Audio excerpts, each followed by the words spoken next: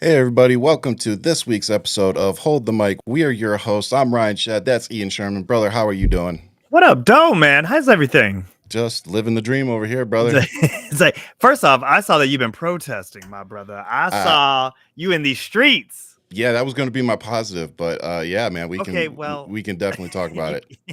you could definitely break it down what it was like as a positive. But I'm Man, just it's saying, it's good to see you in these streets. yeah, man, it was fun to be out there. It actually left me feeling very energized and Okay. excited to keep doing these shows because I would say, and I'm not even exaggerating, it was probably 100 to 1 in terms of like everybody beeping their horns, and you either see Mm, the bird or you see people like thumbs up or fists up, whatever it was, and right. yeah, we saw very few birdies and a lot of people that were excited to see so many people out. So That's what's up. Your uh, monotone delivery tells me that you're energized. It's great. yeah, hey, I'm just trying to keep the show at the right pace. Trying to pace myself, brother. There it is. Um, Speaking of pacing ourselves, the news cycle is nonstop these days. We Oh my knew it was God. going to be like this. Those of us who remember what the previous 4 years were like, we knew. So, with that said, remember to take care of yourselves. Remember to take care of your brains. Remember to take care of your mental health. It all leads to physical. Yeah. So you have to take care up here too. It's not just going to the gym and eating good. You gotta make sure that the squash is working right too. So Man, um, make I'm sure gonna you tell take you right those now. breaks and make sure you do whatever it is that you do to disconnect from all of this craziness, because we all have to. We all have to have that time right now. So it's important, if we're going to keep fighting and we're going to stay energized, for Yeah. us to take those breaks and listen to our bodies, listen to our minds when it's like, okay, I've had enough today. This is so outrageous. This is so insane that I just have to turn it off for the rest of the day. And that there's nothing wrong with that. You So know, there's nothing wrong with it until the stock market fucking jumps. That's when, the what situation is. I went and took a nap and that's then people's I didn't job. realize. It's a little different. I was like, let me go ahead and take a nap with my little man.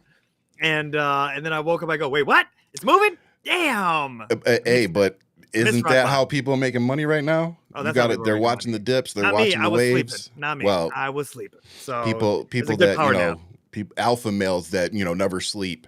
Those were the Please. ones taking advantage of that. Which are just a lot of betas that are watching videos about With how to no be. kids, no families, like nothing. They're like, "Oh, I'm so rich." It's like, no, you're not.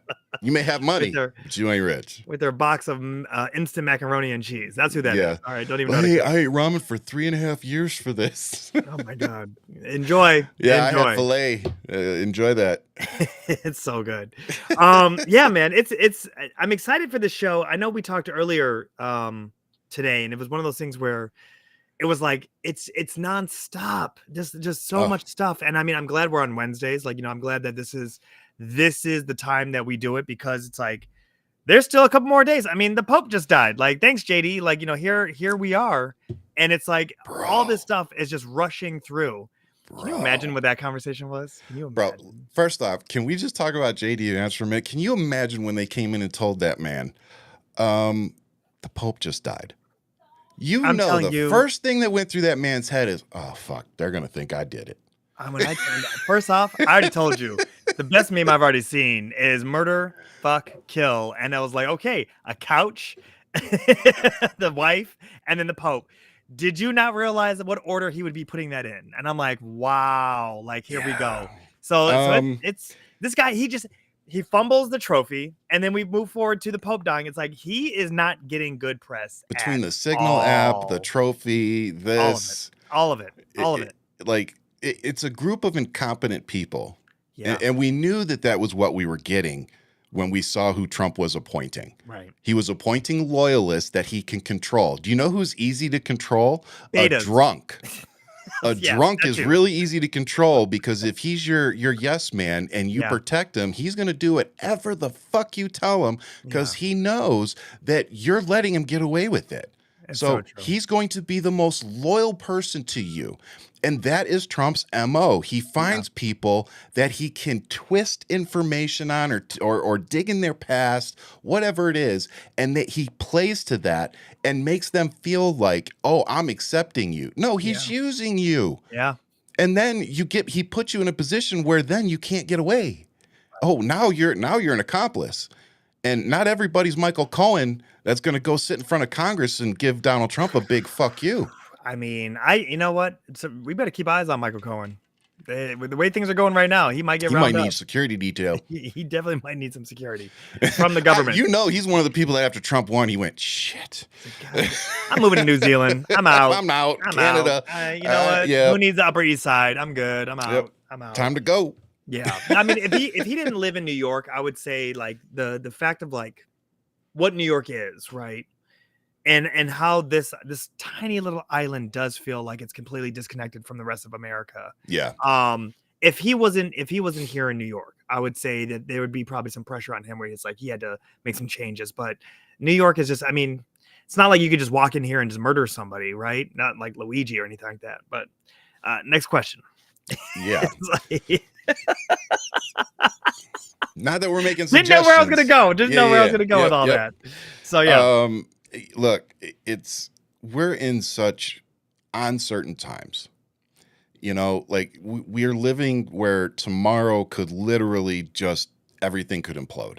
Yeah. And it's so unsettling for me right now because I really do feel like we're literally just, on the precipice of going over the edge, and there's nothing that is going to stop the fall. Yeah. And it really does feel that way because, there's conflicts going on in many different countries right now. We may be talking mostly about, Ukraine and Gaza and Israel, but there's other conflicts going on. And just like anything, when we talk about world wars, when all the conflicts start to come together, that's kind of what starts to happen. Yeah. And, that's why when we hear these comparisons between, World War II and Germany and, concentration camps and all these things, it's like, because we can see the parallels, we can see that things are happening right now that could very easily lead us back to, that time and that kind of thing. And I would argue we're already seeing it. When you start shipping people indiscriminately to foreign, prisons, like, again, folks, remember the concentration camps, a lot of them were in Poland. They weren't in Germany.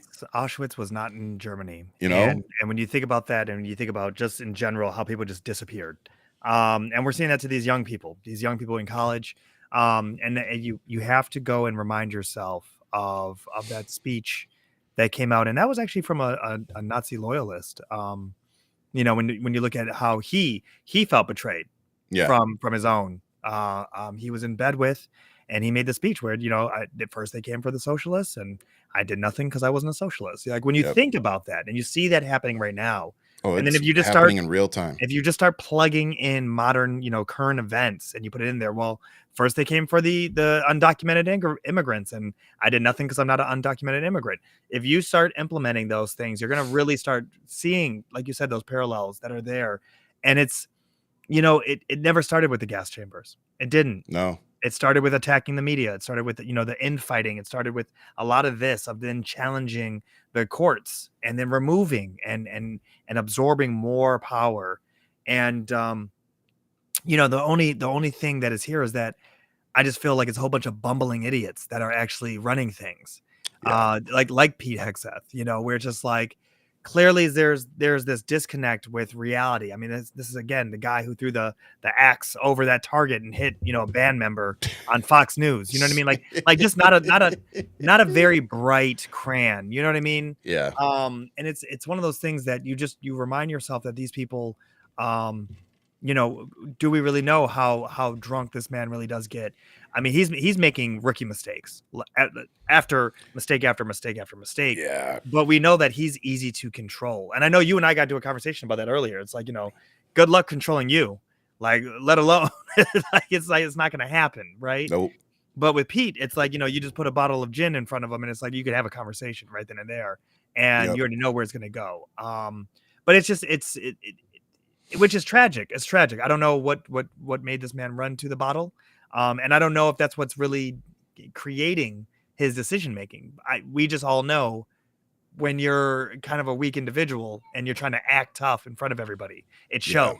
You know, when he gets on his little Oh, tippy for toes sure. in those media, you know, those performances that he does, and it's his tick. Can we watch a few of them? Oh my God! By all means, let's jump into it. Let's watch a couple of them because I mean they really are quite good. So Pete Hexath has been on what would we call this? The Blame Tour? Can we call it the Blame Tour? Okay, all right. Okay, let's call it the Blame Tour. So old Pete here. Oh, Petey. Old Petey. Old drunky Petey. Let's make sure I got it turned up. Okay. Troops fighting in the unit that many of you will lead are capable, truly physically capable of doing what is necessary under fire. They need to be fit, not fat, sharp, not shabby, especially our leaders. And that's why we're reviewing how the department has maintained standards in the past, especially the last 4 years, and whether those standards have dropped, formally or informally. Troops fighting. Like I hear that as a veteran who has been through boot camp, you know, did 4 years, like, dude, first off, there's always fatties in the military. Can we talk about that? There's always people that have problems with their weight, and it's always for different reasons. Sometimes it's genetic. Sometimes, you know, we never know. Big bone, man. They just big bone. That's all. I mean, it's a real thing. Some people, I watched it. Sometimes it's just genetics. Like we all lose a crap ton of weight in boot camp because you either get sick or, you know, it's just because you're used to having just 3 meals and a crap ton of PT and walking or whatever. But, you know, when you get out, you kind of somewhat go back to normal because it's kind of like a job. You know, it's a job and then you go home after a while. And so people put some weight back on and, you know, we had PT standards and we had to go past tests. Like I had to be able to run 2 miles within a certain period of time. You know, they based it off of my weight. And I was one of those people that always got kind of screwed because I was 6'4", and when I went into the military at 232 pounds, and they put me on the Fat Boy program, but I wasn't like really overweight. Like I'm 250 right now. I was 232 at 21 going in, and they put me on that. And if you know the Fat Boy program, you were road guard.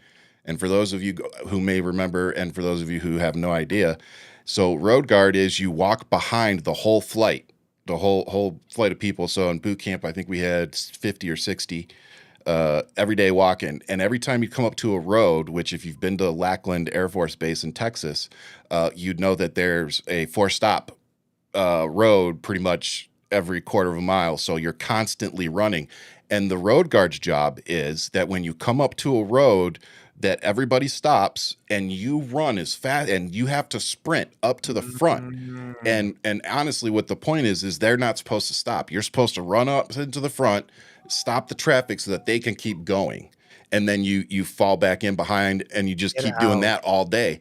So you're getting more of a workout than the rest of the flight. You're being punished because of your weight. You're being it's a way to make you lose weight faster than everybody else. We did not want to be last. Put on.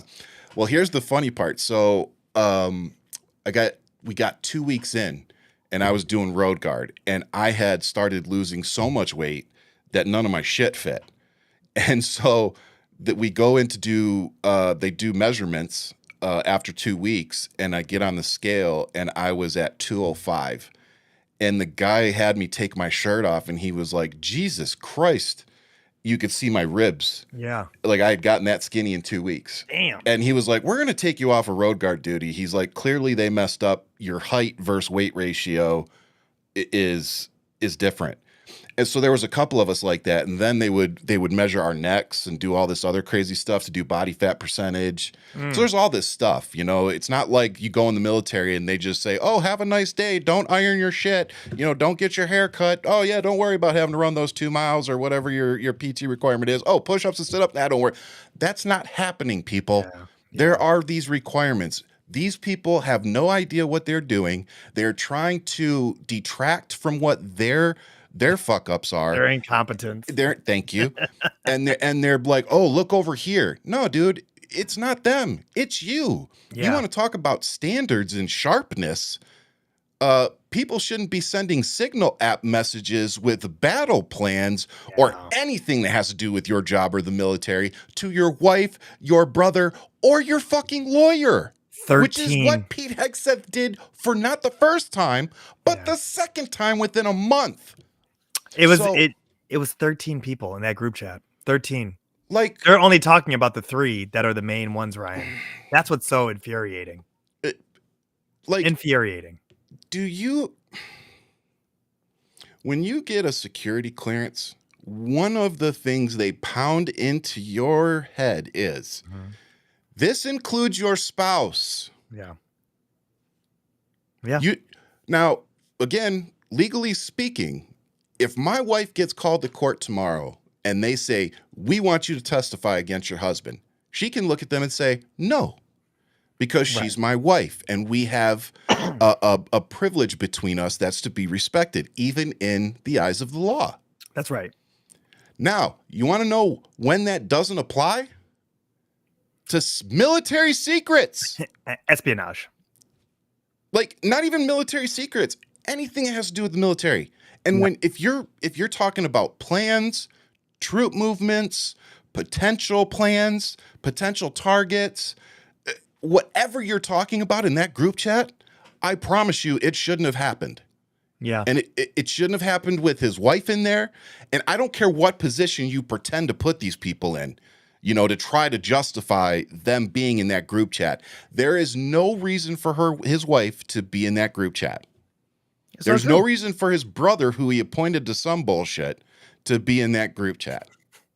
And again, isn't it funny how Republicans are completely fine with nepotism when it comes to their representatives? Much like they only lose the only time that there's election fraud is when they lose. Right. Every time they win, magically, there's nothing wrong with that election.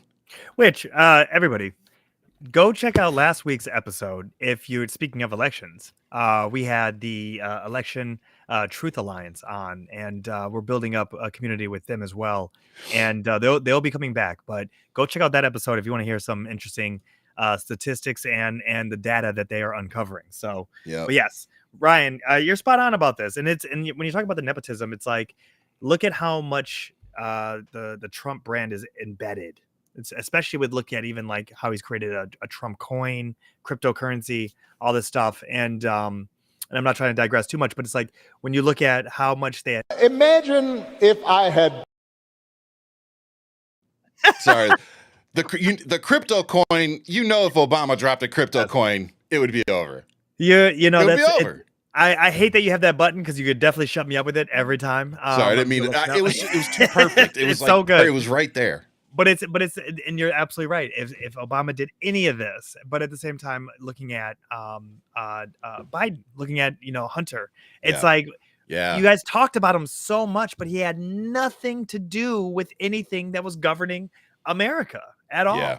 He was just and we all knew he was a troubled kid.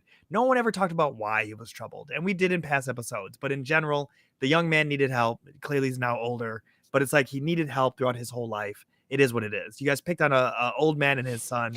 That's it. So it's like, keep it moving. But yes, the incompetence is rich right now. Just seeing this, and the amount of extra length that they are trying to do right now is one of those things where you're trying to see them tie themselves in a pretzel to literally, justify any of this shit. And it's like, okay, here we are.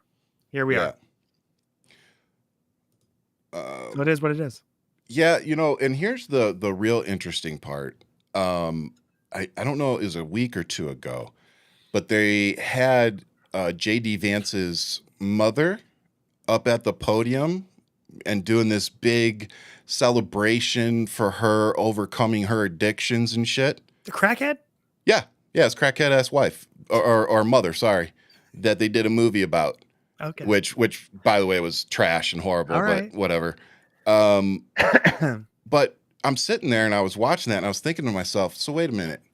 So when JD Vance's mother overcomes addiction and all the shit that she did, you guys just forgive her and say, "Oh my God, this is so amazing. It's God's work." But when it's Hunter Biden, you guys drag Yeah. him and show naked photos of him on the floor of Congress. Like, Oh, yeah. that's why I think you're all pieces of shit. Yeah. Like, it's not just the hypocrisy; it's what you're willing to do simply to win or to, discredit your opponent. And you can never discredit them on policies because you Right. guys fail at every step of the way on policy. So you have to attack them personally. Right. Like, that's all you guys have. That's all Donald Trump has. Like, his Easter message was basically, fuck anybody that didn't vote for me. And for those of you who did vote for me, thanks. Somebody read that message out loud, and that didn't say who it was from. They just read it out loud. And it was a really interesting study because they were like, I just want you to hear it. Just hear what this sounds like. Yeah. And then people were like offended. They're like, why would you say such a thing? Like, why are you so nasty? And they're like, I just want you to know this is what the president of the United States just wrote. Yep. And it was like that when when you see his paragraphs of all his craziness, and I have to say to you, I definitely looked it up. Dementia runs in his family. Alzheimer's runs in his family. Yeah. Why are we not talking about the mental decline? That he's still talking about Joe Biden? And he's still talking about In 2020. 2016. 2016. You know what I mean? But he's literally talking about stuff that has nothing to do with. He's talking about tariffs, and that's from the 80s. Okay, younger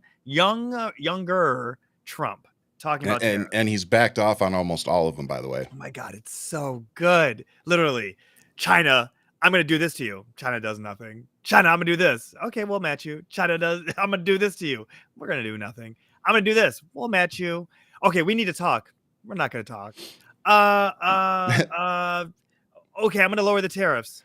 Okay, I'm going to do nothing. Marge the Neanderthal Green is infatuated with Hunter. I think she wants that dick. That's what I think. She took those pictures home. She did. That or the drugs. You ever seen her work out? You ever seen those her workout videos in her garage? What she doesn't tell you is that behind the camera that she's got set up, she's got all the poster boards that she's used in Congress of Hunter Biden's dick. And that's what she sits there and does pull-ups to. Monday motivation. Literally, China. What I just tell you, you are. When I sit here and I watch that the art of the deal played out in front of all of us, and we see how much of a sucker Trump is, he literally blinked twice, and I love how Mega is trying to boast him up, like, no, he's playing 4D chess. No, he's not. There's nothing. My man is literally scared, and you know what? I bet you he got a phone call. He got a phone call from everybody like, touch Powell, and it's over for you. I'm telling you right now, we're gonna do the 25th Amendment. Go look it up. I bet you they're going to get rid of him. They're going to be done with him. They're going to be out. They're going to show them who the real power is. And the 25th Amendment, guys, is where they can literally turn around and vote him out. They could say that there is a no vote of conscience for him to be in charge. Do you know what I'm talking about? What did I say was going to happen? Yeah. If he crashes this economy. Now, when is up for debate? Because I think what I originally said was that he would do the 4 years, and right before his term ends, he would resign, have JD Vance pardon him. JD Vance would get to call himself a president, and everybody goes home happy. Yeah. And that's still what I think is going to happen. But now that we see, like you're saying, Ian, I think now that we're seeing how fast this is evolving and happening and everything, that it could happen a lot sooner than his 4 years. Yeah. I honestly, at this point, if I were the GOP and Republican Party, which they never do what I say, but if it were me and I were JD Vance, I would already be wrangling people together to make this happen. Because But he's not charismatic. Nobody wants JD. Well, he's not, but they didn't put JD Vance in that role because he was charismatic, and they put him in there because they knew he wouldn't overshadow Trump because he doesn't have the ability to. Yeah. You can say a lot about Mike Pence, but when Mike Pence came out and said what he said, a lot of the times, like you said, he wasn't very charismatic, but people still listened because he made sense.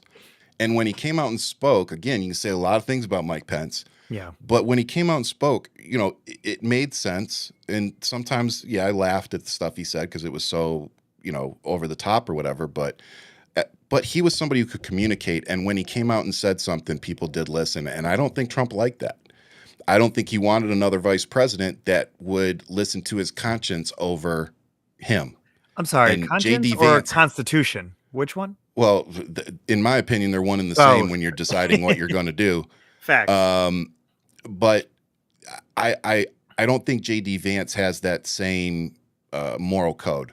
No, I don't think he has that. And more importantly, he doesn't have the courage to tell Trump to go fuck himself. No, when you apply that much eyeshadow, you have to really keep in consideration that you're chasing power, right? Like you're literally I wouldn't be surprised if he's bringing his own knee pads. Like that's a reality. Do you know what I'm saying? Like he is only in it because he wants power. And is That's it why him they're all or in it. There's a part of me that really feels like there's some that, I mean, yes, there is some level of like narcissism that to run for president. Yes, I agree with you. Yeah, There has to Huge be, ego. right? Yeah. Huge. And that you alone can fix it, right? You Yep. alone can change. It's just the like a course of this surgeon. country. You got to have a huge ego to cut somebody open and think you can save their life. Right. It's a pretty big ego to do that. Yes. But at the same time, when you sit there and you think about what your trajectory is to power, but also at the same time how you stay within the atmosphere of power. Yeah. We saw that with all of the billionaires who were sitting front row. They wanted access to power, but also Trump wanted to parade them in a way of like, look at my pawns. Look who I now control. Look who I have. Yeah. And there's a thing, you look at Tim Cook, genius man of understanding business. And he's like, look, I have no ego. I'm going to kiss this man's ass. I'm going to get my iPhones in here. We're not going to be raising them to $3,000 a pop, right? With all these tariffs. But now looking at everything and looking at Trump played himself, it's like it was never going to happen in the first place because China was not going to bend. They were just not interested. And they gave Trump enough rope. And this is where he's trying to find his off ramp, right? Yeah. But he looks like a fool. He just looks like a fool. And so I wonder how this is going to actually play out long term, because China has now moved in so much more, and we Americans are not talking about this. Is now Trump 2.0 of doing this with China. Yeah. And now they have themselves set up for success in every country. Do you know that in Nebraska, China stopped buying a soybean? So a majority, we're talking about billions of dollars worth. They stopped buying soy. Guess where they're getting the soy from? Brazil. Also in Nebraska, they stopped buying beef. Guess where they're getting their beef from now? Australia. When you look at the fact that China has now positioned itself to be with all these different countries, because the one thing that we can say is like, okay, if you were going to challenge China, why would you start a fight with everybody else in the world? Right. I get if you were like pinpointed, we're going to do this, blah, blah, blah. We're going to do this dance. But you literally attacked north and south of us on the same continent, You attacked everybody in the EU.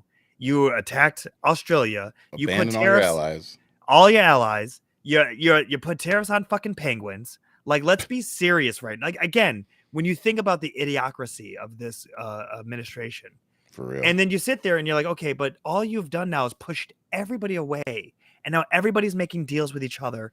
And now what are we going to look like? We're going to look like the lone island that we aren't, but now we are politically. We're out there. Our ass is out. I'm sorry. This is what's happening. So Nebraska, good luck. You voted for this.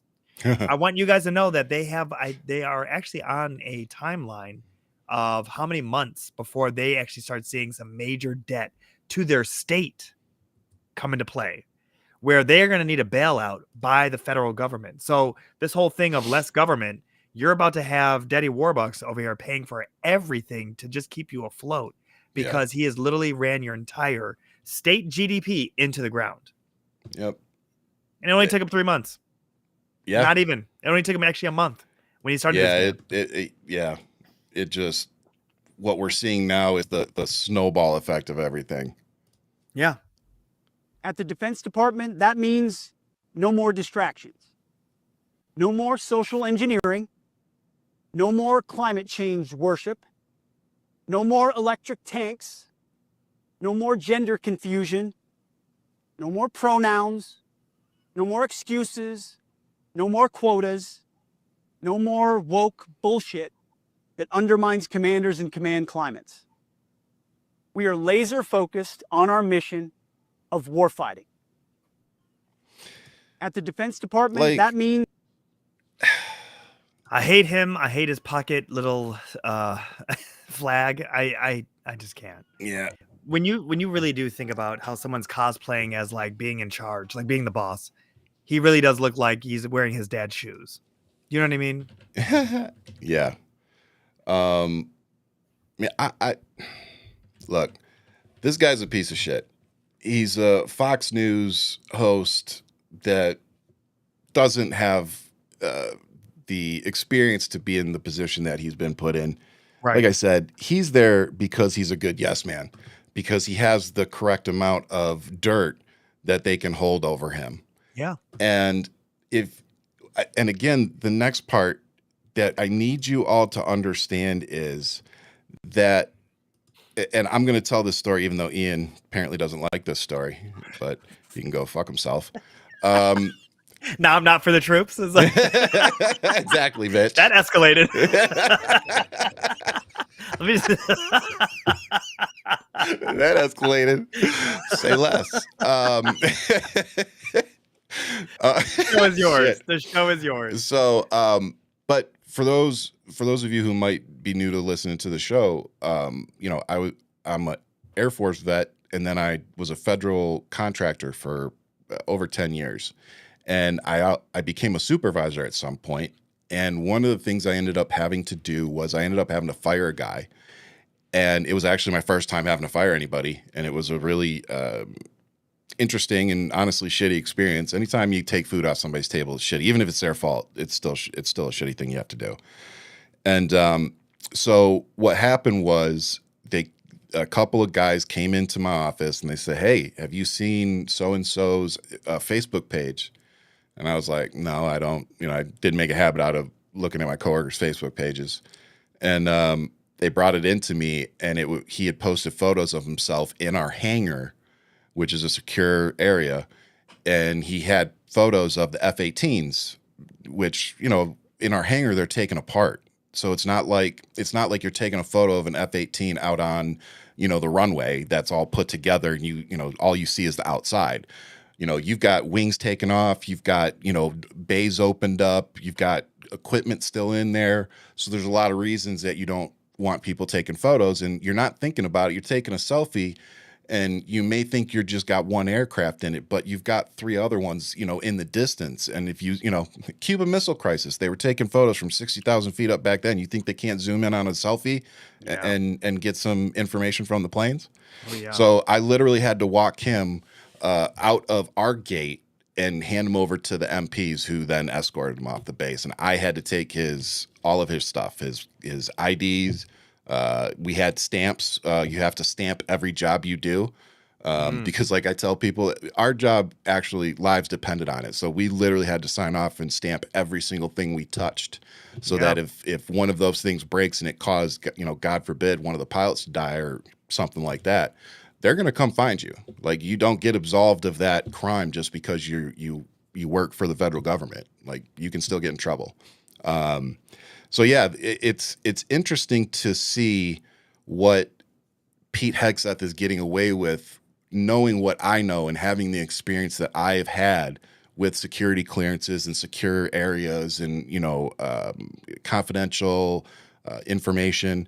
Like, everything we touched in the aircrafts had a technical data book. And if I took one of those books and just took it to my car and put it in my car, I would be fucked. Yeah. Like, it's that serious. That's what I hope I'm getting people to understand, is that they it's like Marvel and their scripts. You know how they have it, they walk them up to the door, have them sign it, take photos with it in their hands. Every page has that particular actor's name on it. Like, it's that serious. Oh yeah, it's And but just watermarked. They know if it's leaked. exactly, but it's with airplanes and Yeah. military equipment and shit like that. So it's very important to Well, you just keep got that kid, Ryan, keep those things separate. that Which did the one? discourse, the one that did the discourse, right? Yeah, man. You know what I mean? You talk about the one that they got on the drone footage and they were all coming in and he was just sitting on the back deck like chilling. No, didn't even see it coming. He had no idea. He was Didn't even just see it like, He said, You all I going did was to just brag to jail. my friends. It's like, yeah, your ass going to you jail. going to jail. Yeah, for those of you who don't know, it was a young military. I forget if he was Air Force or what, but he had some kind of intelligence that he had, and it ended up being legit. And he had put it in a Discord server with a bunch of gamers. We're talking about he wanted to impress people in a Call of Duty game lobby and 15-year-olds. gave them legitimate Yeah. classified information. Yeah. Yeah, it's wild, man. And well, technically, that's what Pete Hexath did. It's like- maybe the drones are. Where's the circling drone him. footage of him? Maybe the drones are. Hey, He'll this be stupid just ass. as surprised He too. would be just as surprised. Wait, what? What just happened? It was just my friends. Yep. It was just this. It was So- just Putin. Here's the part that really irritates me. On Fox News that the entire Pentagon is working against Secretary Hexath. But the people who were fired were Hexath's own guys. So how do you square that, and what do you say to concerns that that's bad management? They were Pentagon employees who leaked against their boss to news agencies in this room. And it's been clear since day one from this administration that we are not going to tolerate individuals who leak to the mainstream media, particularly when it comes to sensitive information. And the Secretary of Defense is doing a tremendous job, and he is bringing monumental change to the Pentagon. And there's a lot of people in this city who reject monumental change, and I think, frankly, that's why we've seen a smear campaign against the Secretary of Defense since the moment that President Trump announced his nomination before the United States Senate. Let me reiterate, the President stands strongly behind Secretary Hexath in the change that he is bringing to the Pentagon, and the results that he's achieved thus far speak for themselves. On Fox. Now, you want to know what you didn't hear in any of that long-winded bullshit? Pete Hexath did not do what said person claimed. Here, No, hold up. Really listen to what this bitch just said. And I use that word sparingly. She said that anybody that comes out against Donald Trump, Pete Hexath, Tulsi Gabbard, any of these people, and tells the American people what they're actually doing, they will be held accountable. So again, I ask you, America, what does that sound like to you? Does it sound like democracy? Does it sound like a functioning republic? Does it sound like freedom of the press? Does it sound like freedom of speech? You can't even speak against the government now? You can't come out and tell the American people what you've witnessed? And again, nowhere in there have they said that Pete Hexath did not do this. They're pissed off that somebody came out and told us about it. it's wild to me, that she could look so old and be so young. That's what First happens when and you marry a foremost. 66-year-old. You take their traits. I think, when he That's why you do look like a brother. he's sucking fucking, years off of her. What is he, Bram Stoker's creation? What is going on? What is going on? All right, so here's the thing that I want everybody to know, though. This is what I want everybody to know, is that Dan, God damn it. I'm sorry. My man over here just like going to town on it like it's a Slurpee. So here's the thing. So 7-Eleven over there. So Dan Cladwell, this man is a diehard Trumper. Diehard. And even on his way out, he says, I'm with Trump. I'm with MAGA. This man is a fool, talking about Pete Hexath. He literally put the information out there. He literally is the one that's like talking about this. And he till this day is still diehard MAGA. So for her to say what she said, they are literally trying to die on this hill for Pete Hexath, which we all know is they're just putting up this front. Within a week, he'll probably be gone. Did you mute your mic? Yeah, I just noticed a hater. Oh, all right. Well, welcome. It's all good. Welcome to the show. Hold the mic. So when you put that in consideration, though, of the look on your face. I want to respond. I'm just waiting for you to be done. Oh, well then, period.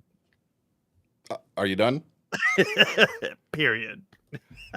So for you saying that my language belies my intelligence, let me ask you something. Do you say the same thing to the President of the United States who has a 4th grade speaking level? I'm just wondering. Do you say the same thing when Donald Trump puts out tweets on Easter calling us all filthy liberals or whatever the hell he used and calls everybody a name that he doesn't agree with or that doesn't support him or speaks against him? See, that's the problem. You guys come in here and you expect me to act differently than the President of the United States. And the only thing that I do differently from the President of the United States is I'm not a felon. I'm not a fucking rapist. I'm not an accused pedophile. And I'm not a domestic terrorist piece of shit. I'm not a 5-time draft dodging coward. Is there anything I missed? Oh, I'm not a business fraud either. So outside of that, I act just like the president. You voted for him, so go fuck yourself.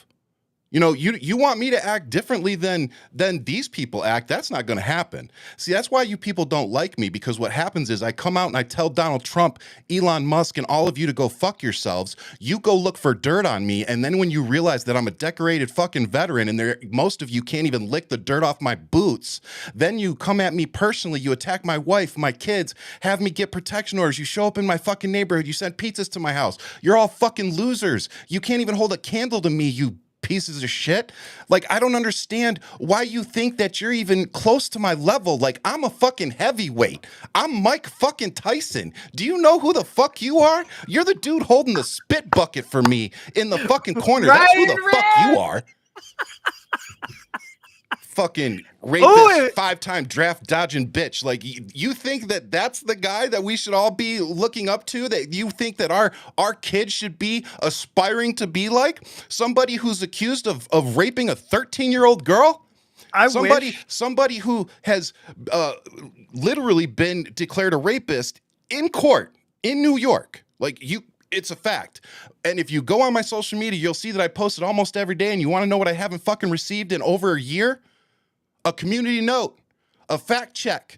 You want to know why? Because it's all fucking true. And you guys voted for it knowing that it was all fucking true. And then you sit here and you cry and you play victim over everything, but then you laugh because it's all about owning the libs. I just saw what's his fucking douchebag's name? Charlie Kirk. He's sitting out there posting, oh, this is exactly why we need to keep Pete Hexath, because they're angry.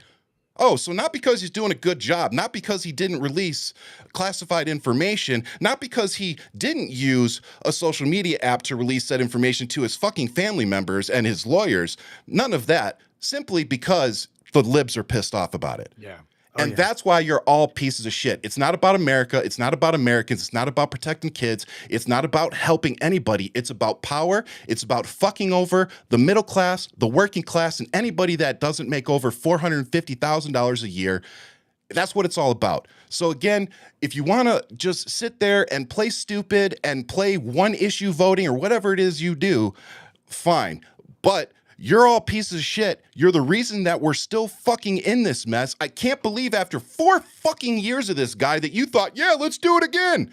Like, it boggles my mind. Fucking comedians are going to have enough information to go off of for the next fucking 10 years with this guy. We're 3 months in. The economy's crumbling. China's already got their fucking thumb up our ass. Other countries are now making money off that we used to bring into the country. It's now going into their GDP and getting suctioned off of ours. We've abandoned every fucking ally that we can possibly think of. We're now doing Putin's fucking groundwork, trying to screw Ukraine out of Crimea, and the list fucking goes on. This is the longest Ryan rant, and I'm here for it. Take a sip of water. But I wish we had instant replay, because there was a moment where you actually shimmied in your seat, and I just want you to know that. Go watch this episode again, guys, and see Ryan actually in this Ryan rant shimmy in his seat. Sir, we have been waiting for a Ryan rant episodes, and this was well worth the wait. Welcome back, Ryan. Like I said, it's my therapy, man. It's cheaper. It's cheaper this way. But the shimmy, you gave a little of this action to this. Man. Like Go ahead, like I Ryan. said, the problem is No lies detected. No lies detected. the problem is we have a lot of people that are too afraid to go up against these folks. And I don't know any other way to put it. Now, granted, of course, it's not everybody. We have the select few that, are doing their thing. But at the end of the day, we just had, I believe, correct me if I'm wrong, but we just had a Republican, I left that up the whole time. Anyway, but we just had a Republican senator, congressperson come out and she's like, we're all terrified. Like, we're terrified to speak up. Yeah. And it's like, wait a minute, you guys are Congress. Yeah. Like, we voted to give you the power to protect us. And now you're coming out in your town halls and telling us, your constituents, that you're afraid to do what's right. Yeah. And it's wild. That's to see that terrifying. coming. It's wild to really see that when you put it in perspective of like leadership, voted in leadership. And it's just like, yeah, you do need to hydrate. Thanks, Buns. And, when it's one of those things where Murkowski from Alaska, and she was like, she was caught on the mic saying that they're terrified. And what's going on? We got Malcolm here. Malcolm just came in. There it is. There it is. What's going on, brother? Mr. Nance. Uh-oh. Do we have audio? I don't think we have audio. Let's see. No audio. Uh-oh. He'll get the audio working in a second. But we're it's all there. We're one of the biggest things that we're taking into consideration is that when you're seeing, your own leadership, Ryan, that's now cowered from the fight, and even if they are Republican, that's the part that's gonna be. It's not even giving me an option to control your audio over here, Malcolm. You might need to go back in and do the settings before you come in. Okay. Yeah, it's like I said, man, we're in a really, I don't even like using the word interesting. We're in a terrifying place.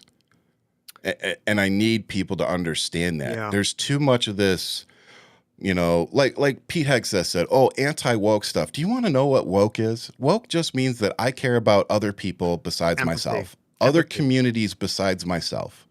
That's all it is. It's giving everybody an equal shot. It's realizing that historically, people of color, particularly Black people, Indian folks, Native Americans, I should say, these people have historically been oppressed. Yeah. And simply acknowledging that and saying we need to do better to allow these people in our spaces, to give them opportunities and jobs. It's also saying we recognize things like the Tulsa Massacre. Right. We recognize that the Black communities have lost equity in this country, in their own community, because of actions of white people. Right. It's history. We're not making things up. We're not creating a cult. This is real stuff. And you have politicians and right-wing people floating reparations for January 6th political prisoners. And it's like, I get infuriated because it's like, you people have the nerve to post. Like, first off, you post it because you know that it's just gaslighting everybody. But it's like, but okay, let's talk about it. You guys want reparations, but you don't want to have the conversation about reparations for Black people in America and about slavery. So we're not going to have the conversation about how white people benefited from slavery for hundreds of years. Well, not even that. Whenever they have the argument about where the money would come from, look at all the PPE loans that went out there, and now they're like, we don't need to pay those back. Yep. And it's like, whoa. But what are we doing with college loans? Wait a minute. You know what I mean? But now what he's doing with college loans, they're going to be garnishing wages for people who cannot pay back their loans that work for the government. It's just none of it makes sense on building wealth. I mean, it's really keeping people under a thumb, but it really just screams we are only here for big business and for billionaires. And they need to keep us dependent on them. Yeah. Because what happens when we're not dependent on them? Now you're free to speak. See, that's the problem with me is I don't have an employer that I have to go to. So now, granted, if I ever have to go, look I'm for a right job- here, Ryan. I am right here. Yeah, Okay, don't yeah. be talking shit. All right. Yeah, if I ever do have to go look for a job, it might be a different story. But Well, tell I me mean, about this. I Hold the really- mic. Next question. But I really did get to a point where I acknowledged that and I knew that going Yeah. forward. And I actually talked to Jen about it. You know, it was like, okay, I know that by doing this and building a platform, that's going to make it very easy for people to see where I stand on some pretty controversial topics. They may hear a rant or two. Yeah. But at the end of the day, you know, I can't stand here and tell people to fight, tell elected officials to use their voices, you know, and complain and not be willing to do the same thing myself and not be willing to put, you know, my career, my name, my reputation, you know, out there so that everybody can see this is where I stand on this. You know, this is where I stand on transgender people. This is where I stand on the Black community. This is what, like, you are not going to guess where I stand on anything. Right. And I do that because I think that's the least I can do. But unfortunately, you do it knowing that a lot of times it's going to hurt you versus benefit you. So with that said, I think we got some audio. We good? Oh yeah, now you got audio. It's just the there we video. go. Mr. Nance. It's the video that's not showing now. Oh, Can you see me? yeah, Oh, no, yeah, you're you good. can see me. You All look right, great. Yeah, I'm we're sitting good over here, fiddling brother. around with this thing, Nope, you are look all great. good. listening to how you're oppressed by your employer. Well, not me. I don't. Well, I mean, I got Who's fired. not I got your fired. employer? I got fired 2 weeks after I came off FMLA from my back surgeries, which were directly related to my service. But you know, Of course. yeah, of course. But for those of you who don't know, this is Navy Senior Chief and actual patriot Malcolm Nance that we are fortunate enough to have on the show. For those of you who don't know, Nance served in the United States Navy from 1981 to 2001 as a U.S. Navy specialist in naval cryptology. Nance was involved in numerous counterterrorism, intelligence, and combat operations, which happens to make him far more qualified to be Secretary of Defense than the current Muppet warming the seat at the Pentagon. Malcolm Nance has authored 9 books like Terrorist Recognition Handbook, An End to Al-Qaeda, The Terrorists of Iraq, Defeating ISIS, The Plot to Hack America, Hacking ISIS, The Plot to Destroy Democracy, The Plot to Betray America, and They Want to Kill Americans, which can all be found on Amazon. In 2014, he founded and became the executive director of the I always say this wrong. Asymmetric, thank you, project on strategy, tactics, and radical ideologies, which is based in Hudson, New York. And on April 18th of 2022, Nance revealed that he had joined the Ukrainian Foreign Legion back in March. So, brother, thank you for your service and for giving us a little bit of your time tonight. Well, I'm glad I could get this thing working. It wanted me to download Microsoft Edge. Bro, we are like, we're usually 10 minutes late, and it usually has to do with video and audio. It's always there. I gotta It's always tell you, and you're on West Coast time. What's the matter with you? Well, he's in New York. I'm New York. Yep, he's I in tried New to tell York. him, I Me said we're doing too. Eastern. Well, So Yep. So I'm Okay, well, it's me. You're I'm the one obviously that just screws it staying up. up late so you can go clubbing. There you crazy go, kids. man. Those days are long gone. I didn't say you. It's 5 o'clock in the evening for you. You're getting your blue plate special. Oh, there you go. When you're done here, I gotta we're in cook when I'm LA? done. Is that where you are? LA? No, we're in Tucson, Arizona.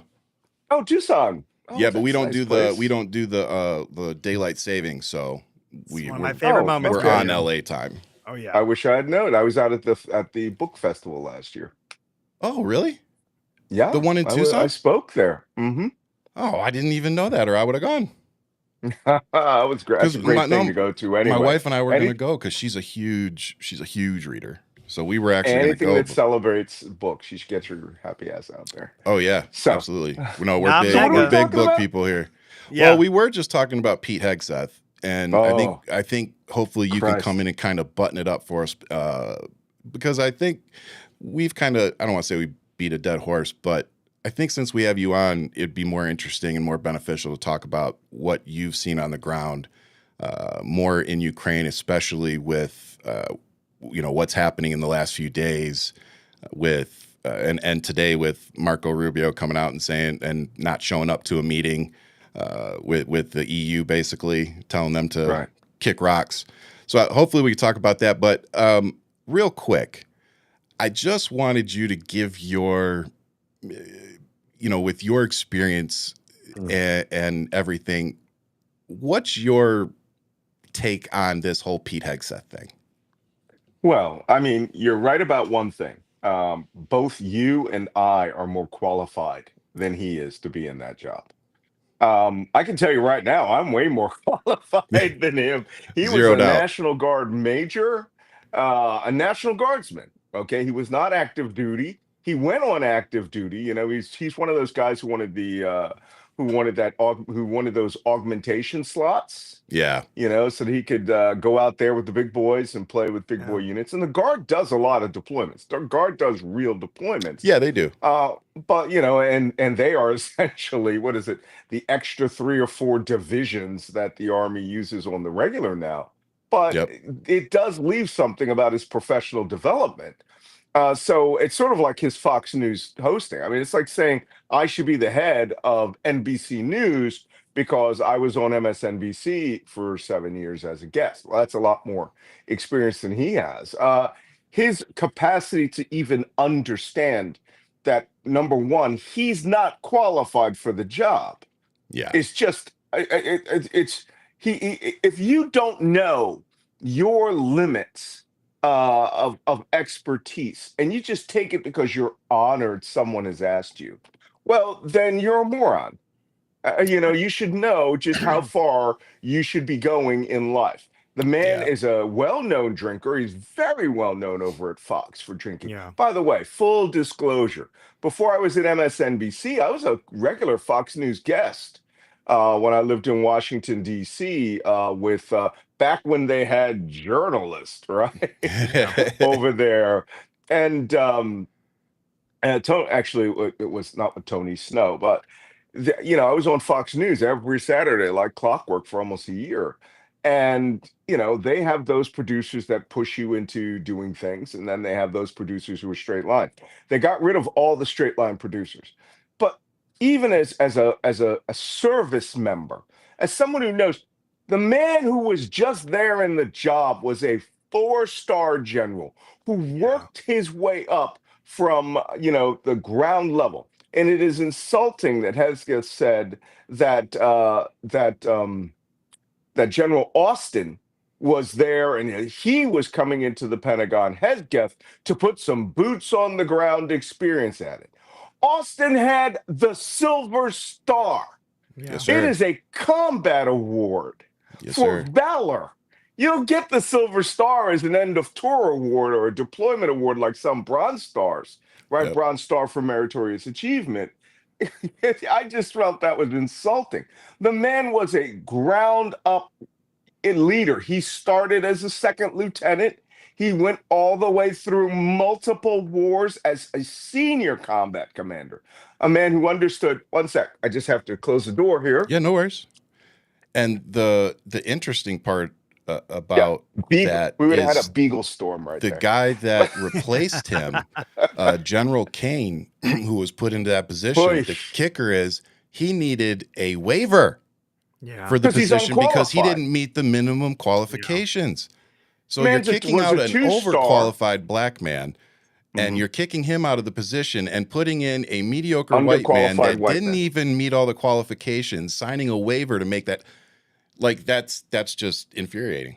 I mean, it's very. First off, full disclosure there, right? I mean, Kane has been tapped for the job as chairman of the Joint Chiefs of Staff. Yep. And his job is really to purge the Pentagon of Milley, right? Yes. Of General Milley and all the Milleyisms, Yep, and his influence. which we happen to know as American military values that have been treasured since the American Revolution. And Kane thinks he's coming in to turn the military into a form of Air Force special operations that's going to be a group of people that will love and cherish Donald Trump by putting in all this. Are we allowed to use naughty words here? Absolutely. Yes. Yes. Oh, okay. I mean, putting in all this, this ridiculous belief that they are going to turn them into a more lethal combat machine. I don't know when the last time you guys have been around the Pentagon when it was in combat operations, but we're pretty damn lethal when we want to be and where we need to be. Right. And that these people have this, I don't know where to even describe it. It's not even a Band of Brothers, right? Band of Brothers had considerate, thoughtful combat leaders. One of my favorite truisms from the that unit that fought is one of the most popular guys in the show, right? I believe it was the XO of the company, who was the guy with the VAT 69 alcohol in his case, never fired his rifle during the war. Right? He was a company level intelligence officer, company level executive officer, and that wasn't his job, right? But these guys were out like, we're gonna. I don't know if you saw that tweet yesterday from what's his name, Mark Wayne Mullins, Oh right? God. Who goes out there? We're gonna storm the beach. We're gonna lay down covering fire. We're gonna do the, we're gonna go and seize the, breach the line. And the guy's a freaking plumber. Never served in the military, but this concept of the movies as a guide for what real fighters are like is what's supposed to go on here. Now back to Hexath. Not even qualified for the job of a freaking newly promoted National Guard major, which makes him a company grade officer. He is not a flag grade officer. He's not a field grade officer. He never commanded a brigade, a regiment, a division, a corps, right? Or I don't think a he's even. theater. I was gonna say, or a Austin banquet. commanded all of those. What's that? Or a banquet. I don't think he's really commanded it. Like, let's be I'm serious. no. Maybe he didn't organize one, but he's certainly been. See, that's his thing, He's right? certainly It's been just it. like, I was in the army, so that qualifies me to run the freaking army. He's a freaking joke. Yes, but it's Again- mediocrity. It's the Uh-oh. mediocrity. Uh-oh. It's he cussed out the microphone too much. He cussed out, and See, Ryan rants only work for you, man. If they I only do a work lot, for mine me. goes out. Apparently, the camera only likes me. No, but the mediocrity of it all, like when you that's look at what the people, that's what upsets me the most about it. Yeah, It really is. It spits in the face of people like Malcolm, and the people who have been on the or ground. you. I don't like throwing myself in there because I was very fortunate. I think I did 2 years on a freaking tropical island working on fighter jets and watching the coolest planes on Earth land and take off. And 2 years more than Pete. now that's true. But I just, I don't want to mislead folks. Like, you want to compare brain pans to brain pans. Malcolm's been around a lot longer than I have, and he's got the experience you want to actually listen to. People need to speak on the things that they know, and they need to leave it at that. And I try my best to do that. But we know Mega just speaks. They don't really actually. They're not there. Well, again, let's go back to, if you don't mind me, we talk a lot about how we prep for the show. Yeah. And that, people, when the few times we've gotten on each other on the show, people are like, oh my God, what's happening? And we just laugh because we're like, man, y'all should hear us talk offline. And, I don't want to say we got into it, but, we were having a good heated conversation about why liberals keep losing, and the agenda and that kind of thing. And I brought up the point of, The Political Brain, which is a book I've mentioned a couple of times on the show. It talks a lot about, why Al Gore lost, why Bush won, why Republicans approach wins elections. And it really, digs down into policies and facts don't win elections. Yeah. And I'm paraphrasing a 200 and something page book, but, it's basically you have to appeal to the emotion. Well, guess what appeals to emotions?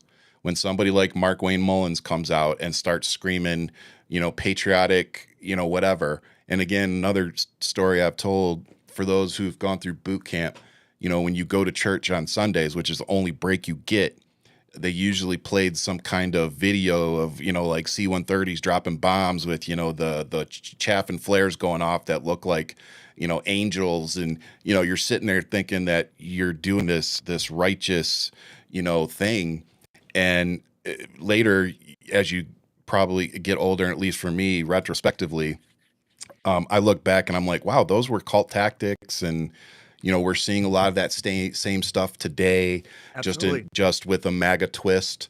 Yeah. And the military is very based in cult tactics, and I think that's why a lot of veterans and people in the military that aren't MAGA, wackos, they can look at this and go, "This feels very familiar."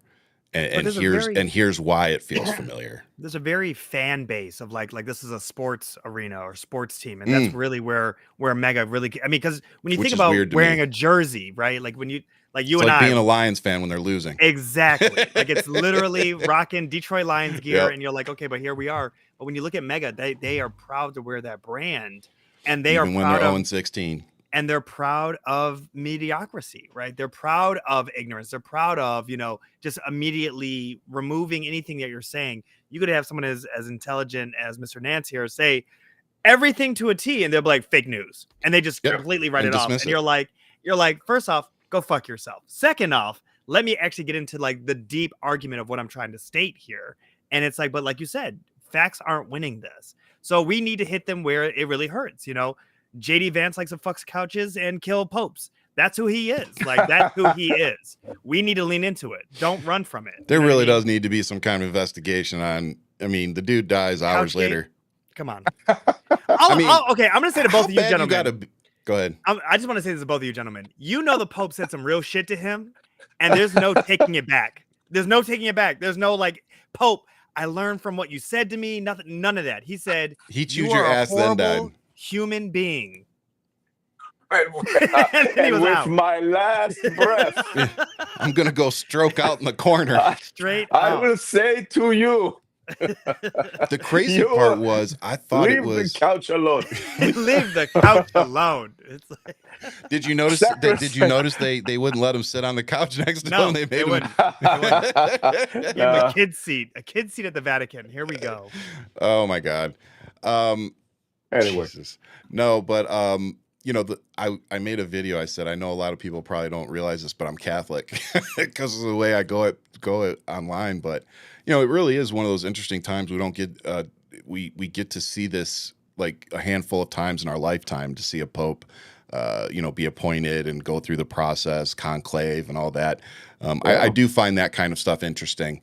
There's many bad things I can say about the church. This kind of stuff I do, this history and this tradition, I find very fascinating. Yeah, the funny thing is that now, if you think about it, what we're about to witness won an Oscar for best costume design. Conclave, the movie. He's not wrong. And but now I got to go watch the movie. I remember. I haven't seen it either. The first film that I ever saw this. I'm Catholic also, and raised Catholic all the way through. When I got into college, it was Anthony Quinn, Shoes of the Fisherman. Right? That was one of the first films about, whoa, how do we go through choosing a pope? A humble man. Bullshit. I learned everything I ever needed to know about how to elect a pope by watching, the British version of the TV show about the Medici family. Yeah. Right? Whereas the Pope was the ruler of Europe, right? Kings and all the rest of them had to bow down to him. And that's how we got this, the Papal Nuncio as it exists today is, it's a former self, but, a shadow of its former self. But it controls Latin America. It still controls. There's a lot of influence in Latin America.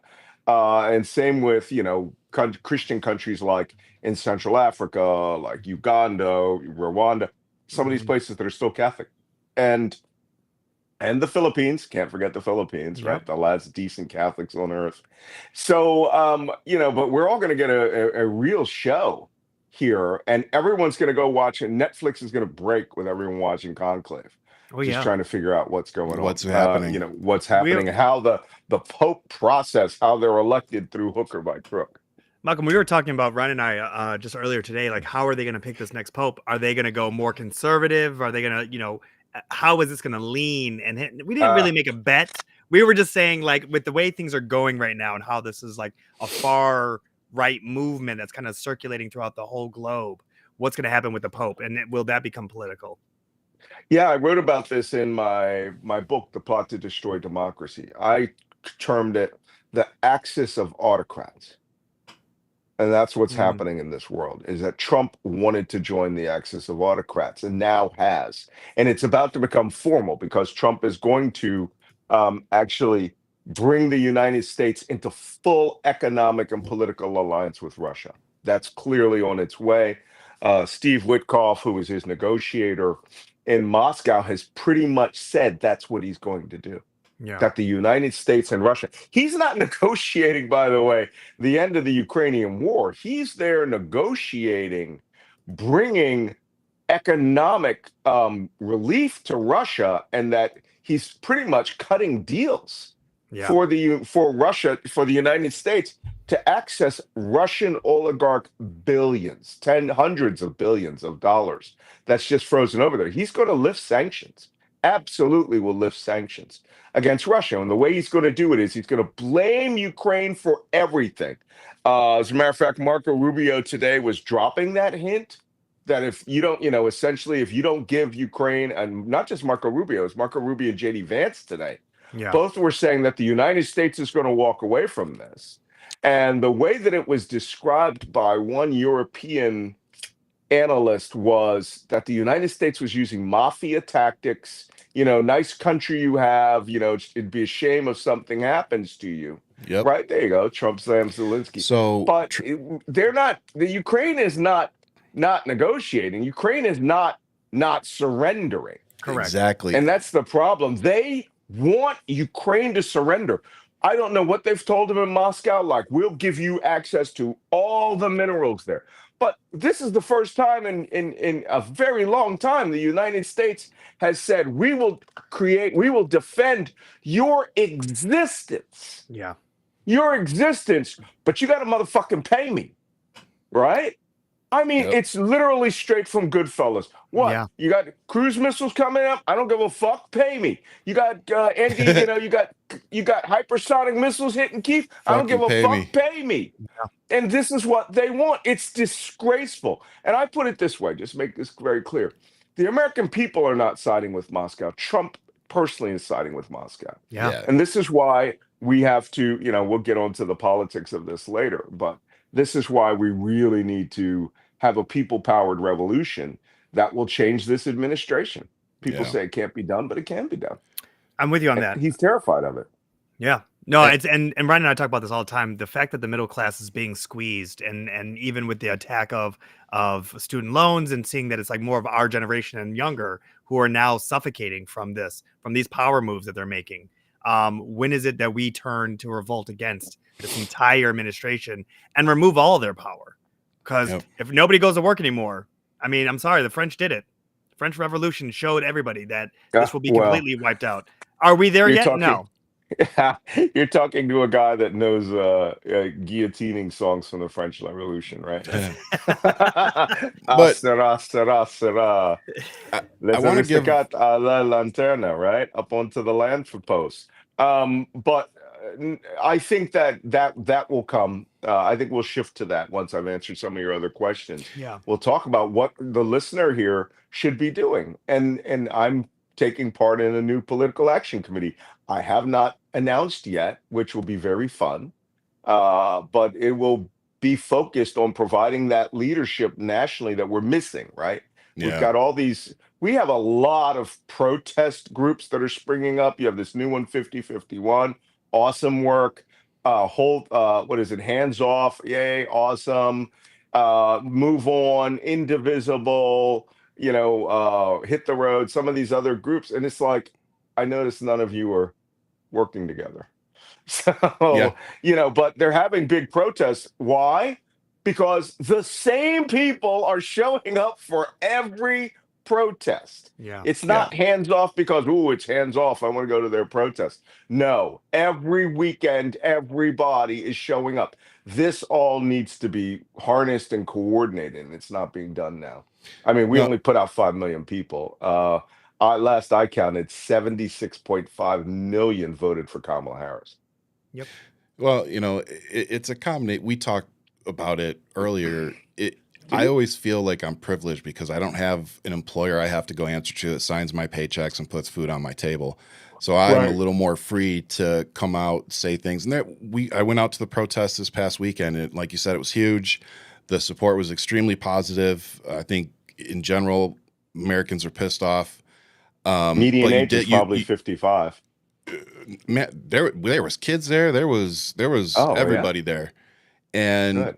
I noticed some people covering their faces, and I was there with my brother-in-law, and we kind of I said I get it. They probably have jobs and stuff. They can't get spotted out here and risk losing their job. I get it.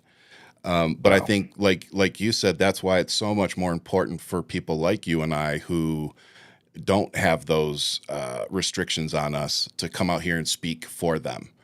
And Hmm. I'm sure you get them even Absolutely. more than I do. You get these DMs, and it's people that tell you exactly that. They're like, "You are saying exactly how I feel. I wish, I Oh, yeah. could publicly, support it, but just know privately that I support what you're doing, and that's enough. Well, I think we've got to get to the point where we can give them enough backbone to where, look, when there's a mass crowd, it's You unless can't there's stop like us all. super advanced surveillance, you can't stop us all, right? We're Yep, all fucking Spartacus. So, yep. for you youngins, that's a movie reference from the 60s. So very important that people know that we have their back. And what I say to people, because now I'm shifting from, commenting on the national security aspects of these things, and now I'm into the general politics of it. Because I was on the hit list under Trump. I was Yeah, pulled off air for 3 weeks when Bill Barr put out his fake letter about the Mueller report. They pulled me and John Brennan, right, director yeah. of the CIA, and I'm like, I'm with this guy. Okay, Wow. Wow. It's an then 3 weeks interesting list later to they end up on. realized. 3 weeks later they realized I had said on air for 3 years was right. But the Yeah. point is that we have big mouths, and as speakers with big mouths, we have an obligation to speak for people who aren't as shouty as us, right? Like I transitioned from Yeah, being Mr. Intelligence Analysis and straight commentary to just being an old Navy freaking chief now, right? I'm yep. just angry all the time, and if I don't have a cup of coffee, I'm gonna kick someone's ass. But So can we yes, elaborate on that for a second though? yeah, Because I do these things called Ryan rants, and I get right, I get spun up, and I just go all in, and good, I try to explain to people like you don't get like when you're in the military, you have to bite your tongue all the time. Like you can't let it all out. Like you have to hold it in. So it's like, except when you're at my rank. well, yeah, yeah, exactly. I never made it that high, so I always had to watch my oh, p's and oh q's. yeah, But it's yeah. like But when you my get middle name, out. by the way, was "Are you fucking kidding me? I had a chief like that actually. You fucking Um, kidding me? his was So good. actually, "Are you a dumbass?" But Are you a dumbass?" yeah, he'd just come up and be like, "Are you a dumbass?" Be like, "What did I do?" Be like, "That rivet ain't right." Yeah, I'm a dumbass. Sorry, sir. Your Um, mere presence. but no, it's just when you get out. My wife did 21 years, and when she got out, Mm. watching, Oh, great. I got to watch the transition and how the positives and the negatives, right? Because I don't know how you were, but she had to find a new purpose, once she got out. So it was like it took her time, and so Yeah. I just it's so nice when you can finally be yourself, when you can finally let it out and just be like, I don't have to worry about, my chief or my supervisor coming up to me and being like, why'd you post that on Facebook? Why'd you tweet that out? Right. Like I can say what I Yeah. want, and I know that there Oof. are soldiers out there that you and I both speak for that don't feel comfortable saying anything right now, and I don't blame them.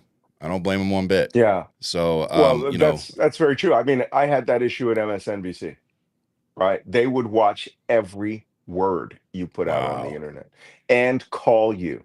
And so Really? when I was yes, and call you, yes, standards and practices. Oh, Mr. Nance, we're a little concerned about this, Wow. and the biggest, Deadpool double fingers up that I did to MSNBC was joining the Ukrainian army, was leaving. I didn't break my contract. My contract was up that month. And just going like, I just spent a month in Ukraine. I reported on, I tried to give you commentary from here.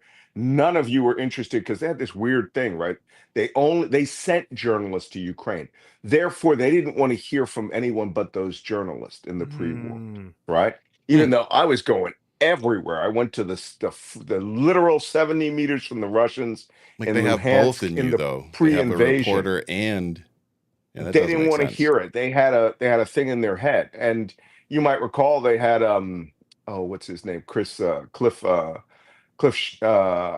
name is escaping me, but they had their military analyst, former FBI guy, military. He was like a captain in the army, never been in combat, and he was doing the big board, the invasion big board.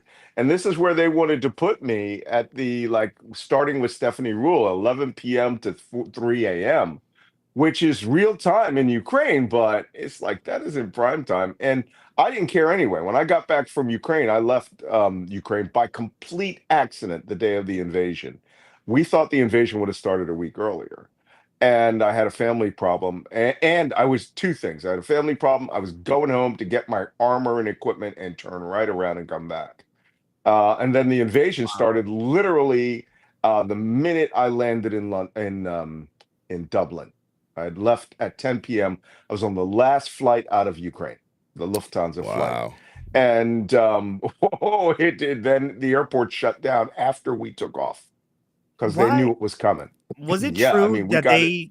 they didn't think that they were going to actually end up in a war? Like that week Yeah, before, was it what was that time frame like? Especially I'll because tell you.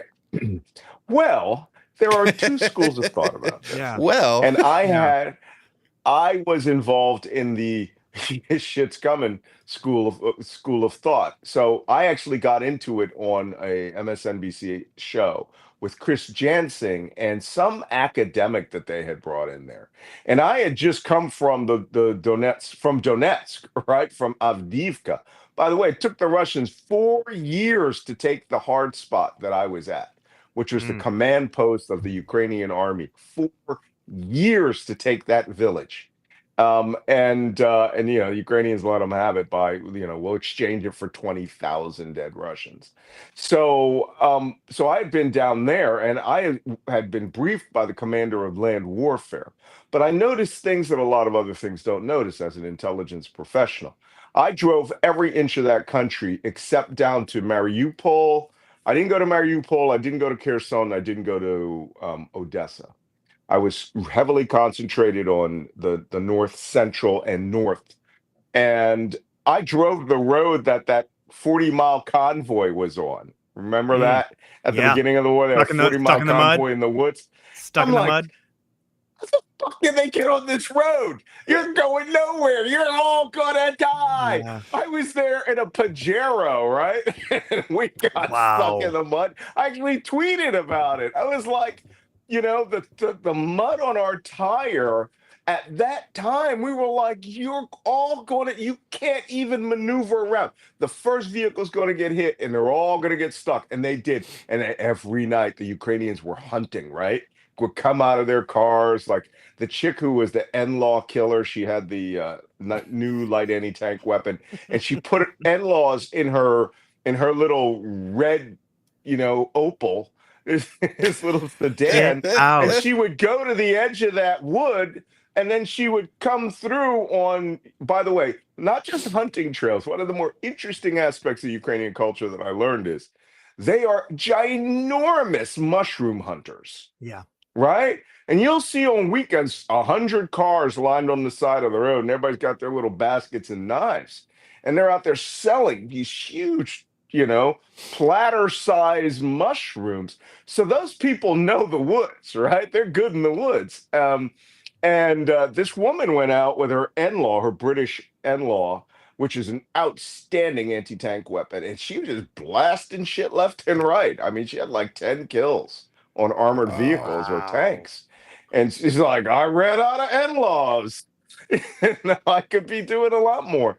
So that the reason I'm telling you this story is in the run-up to that war, I saw this was coming, um and I also saw that no one in US news media was actually reading the story for what was coming. And as you Mm. know, I'm never wrong. Okay. It kills me when I get these MAGA Sounds guys like like, somebody, you're doesn't it? always. It's like, well, no. I see the No, I doppelganger right mean, here. oh no. The difference is that I predict it, I write it, and then it comes true, It happens. as Yeah. opposed to just talking smack, right? Yep. And but I get these right wingers like, you're never right about anything, you and your whole Russia hoax, and I'm like, Mhm. wait, you mean the one that we're still, that he's about Still. to sell the United States out for?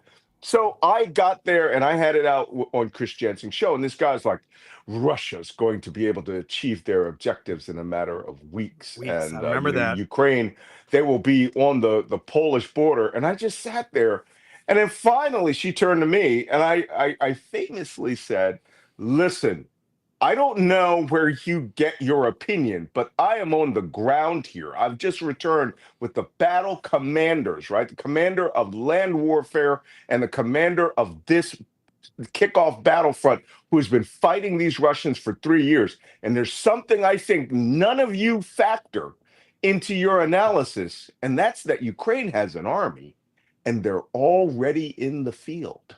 Yeah. And how do I know? Well, I've been around a mobilization. I took part in, Desert Storm and a couple of other wars, invasions.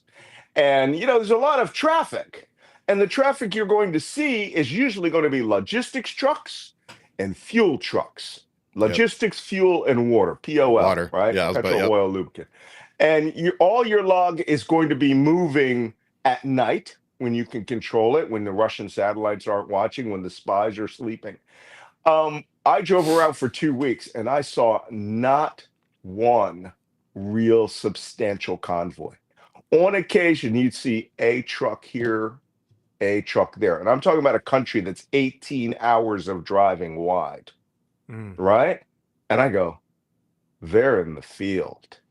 They're they're duping us out. Zelensky was trying to keep everybody calm. There's not going to be any invasion. Well, General Sirski, who was commander of land warfare, and that's the guy I was briefed by, who is now commander of the entire Ukrainian armed forces, and General Pavlyuk, who was commander of the Joint Task Force in Donetsk and Luhansk, who is now commander of land warfare. These guys are like, yeah, our shit's been in the field for weeks. They broke out their war stocks in mid-January. All of them, every rocket, every artillery, they were deployed for war. Ammo was broken out live, and the only thing we were seeing was probably the orders of nothing moves in this last 2 weeks. We're poised to not to strike. We're poised to, let them come in. And their strategy was let them come in, right? Let them go to the freaking, by the way, best gas station convenience stores on this planet are in Ukraine, right? I love The that. Oko.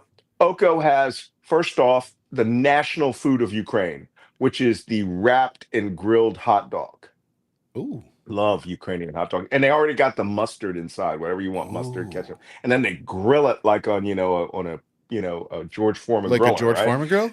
Ooh. Yeah, and then they a sit panini it grill? up. And I might need to. I panini need grill. yeah, I might And need to make some of those. they're insane, man. They're insane. I lived for months only on Oko hot dogs and double espresso from their automated espresso machines. There you go. Because in the first 3 months of the war, it was national crisis. It was national emergency. No alcohol, nothing stronger than a Coke.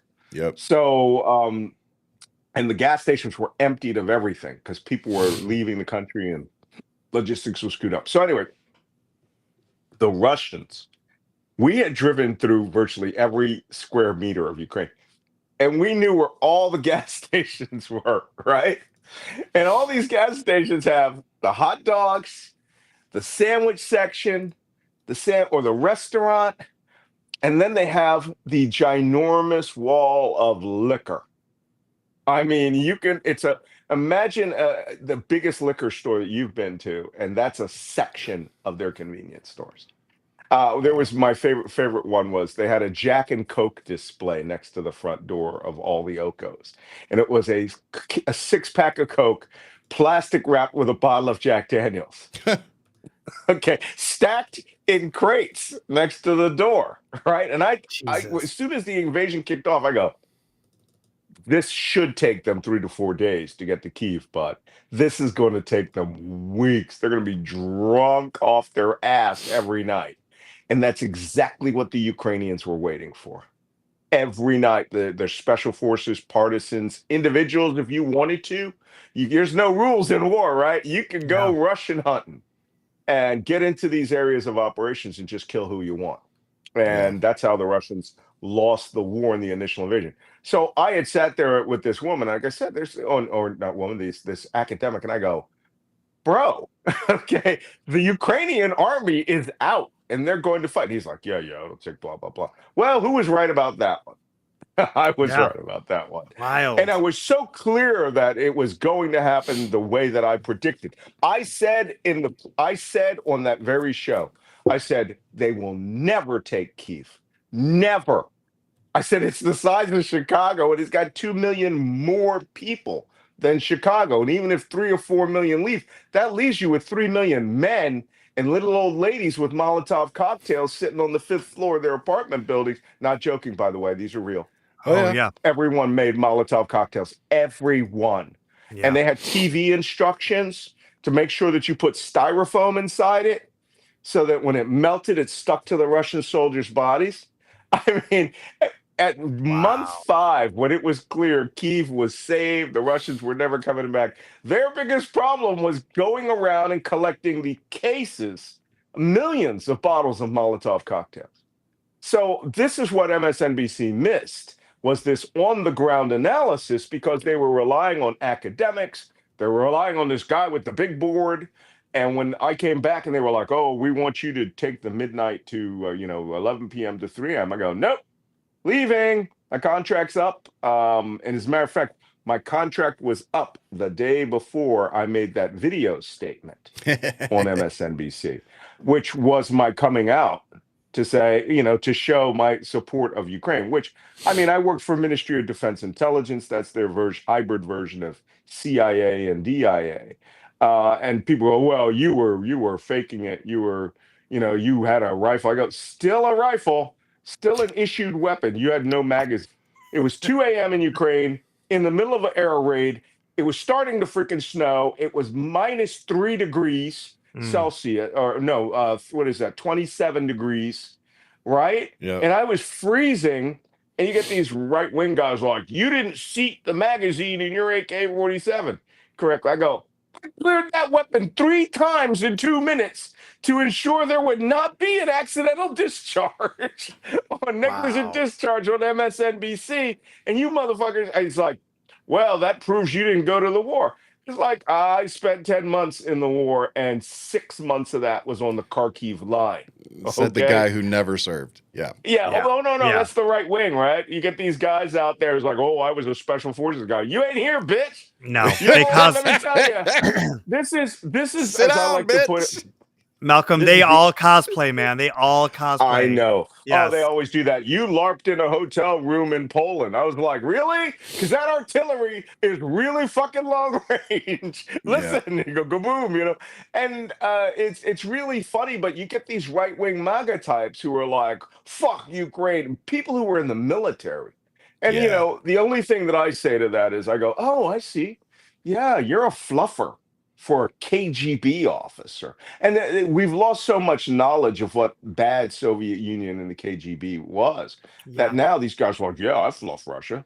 So, but well, that's how that whole leaving MSNBC. And if you'll allow happened. me here, I want to add a little context. So for those of you who don't know exactly what happened today, Marco Rubio refused to go into a meeting with Zelensky and members of the EU because they're saying Zelensky won't make the deal that Trump wants them to make with Putin and Russia, which is they're saying Surrender. that Zelensky Yeah. should basically just surrender and cough up Crimea so Oh that no, it's more than that. oh, He wants to educate the us, sir. current line of contact, right? Which we call the zero line. They want the current line of contact to freeze, pursuant to negotiating the surrender of all of Donetsk, which they have only taken half, all of Luhansk, which they have only taken half. They were supposed to seize that in the first day. Remember that place I told you I was at, Avdiivka? Yeah. I was 70 fucking meters from the Russians when they opened fire on our little press junket. And when I got my briefing, by the way, as I told General Sirski, I go, I'm not a reporter, I'm a spy. I'm just a spy that talks on television. You got a good big laugh out of that. Then weeks later, I was working for him. But it was just really amazing that, then they want they want the entirety of Kherson province and the entirety of Zaporizhia province, behind all of which is Crimea. Yep. And let me tell you, Ukraine has managed to really stress Crimea to the point where they could endanger its entire water supply. And the Russians understand that. They know Donald Trump and Marco Rubio are Moscow's negotiators here. Yes. And what's happening is really a temper tantrum of Rubio essentially saying, because I know what happened when that door closed and Zelensky met with the Europeans, right?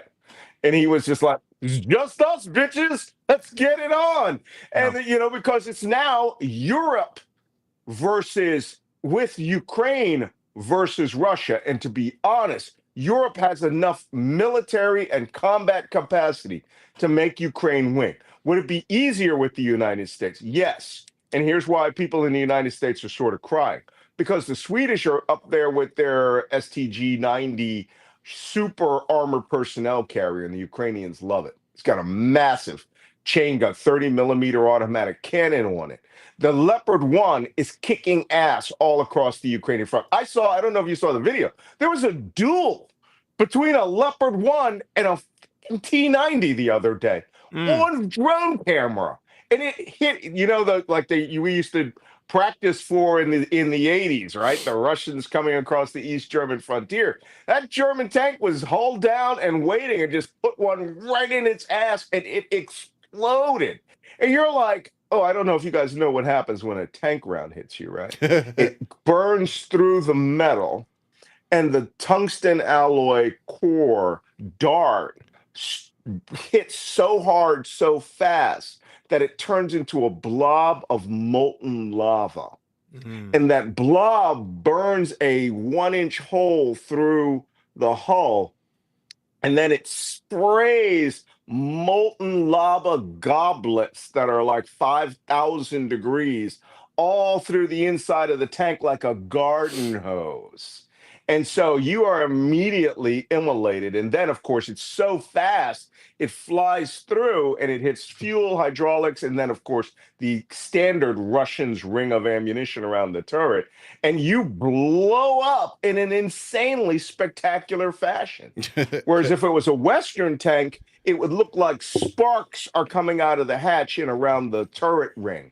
Like somebody had a blowtorch on the inside blowing out. Ours don't blow up the way the Russians do. It'll definitely kill the tank. But the Russians, they blow up. So all of these things are now the Europeans going, we're going to dominate the global arms market.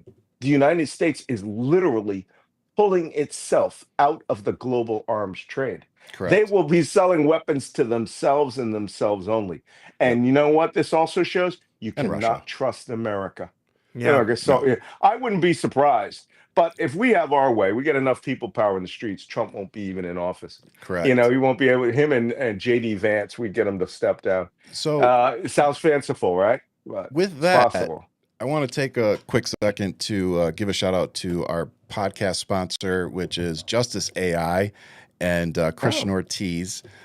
Justice AI is an AI program that is meant to take bias out of everything. Christian created it because he saw the potential of having an AI that could actually pick apart not just right-wing bias, but left-wing as well. So it's a program that we like to use. We'll even run our scripts for videos through it sometimes. But today I asked it, did the Mueller report determine Russia interfered in the 2016 election?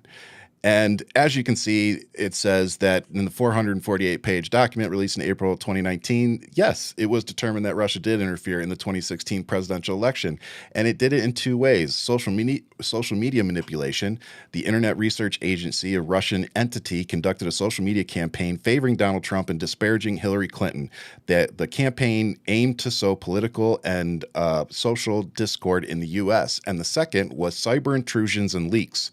Russian military intelligence hacked into email accounts of Clinton campaign staff and the Democratic National Committee, releasing stolen materials through platforms like WikiLeaks. So Just AI is a great program. Yeah. And as you can see, yes, Russia did interfere in the 2016 election and did help Donald Trump. And now when you see what his administration is doing and the things that they're doing to literally help Putin, kind of hard not to connect the two dots and say, yeah, Trump knew. Yeah, well, I like the way that Justice AI just condensed 3 of my books down into a matter of sentences. And I noticed across the bottom, you didn't read it. It said, "Please see Malcolm Nance's Plot to Hack America," which came out 6 weeks before the election. Did it? Plot to dis- Yes, it did. I was Where? the first. Yeah, well, no, it didn't. Oh, Jesus. I'm like, did I seriously miss that and not read it? I was like, man, I'm a Malcolm, horrible he'll host fall if I for it. missed He'll that. fall for it. Jeez. He'll fall for it. That He Nance will. guy is awesome. Yeah. Thanks for that. But fuck both of you. How about that? Yeah. There it is. AI, man. AI smart. AI. So- AI, man. No, But I really did actually, is if you interesting. recall, my claim to fame is that I called everything you just read Yeah.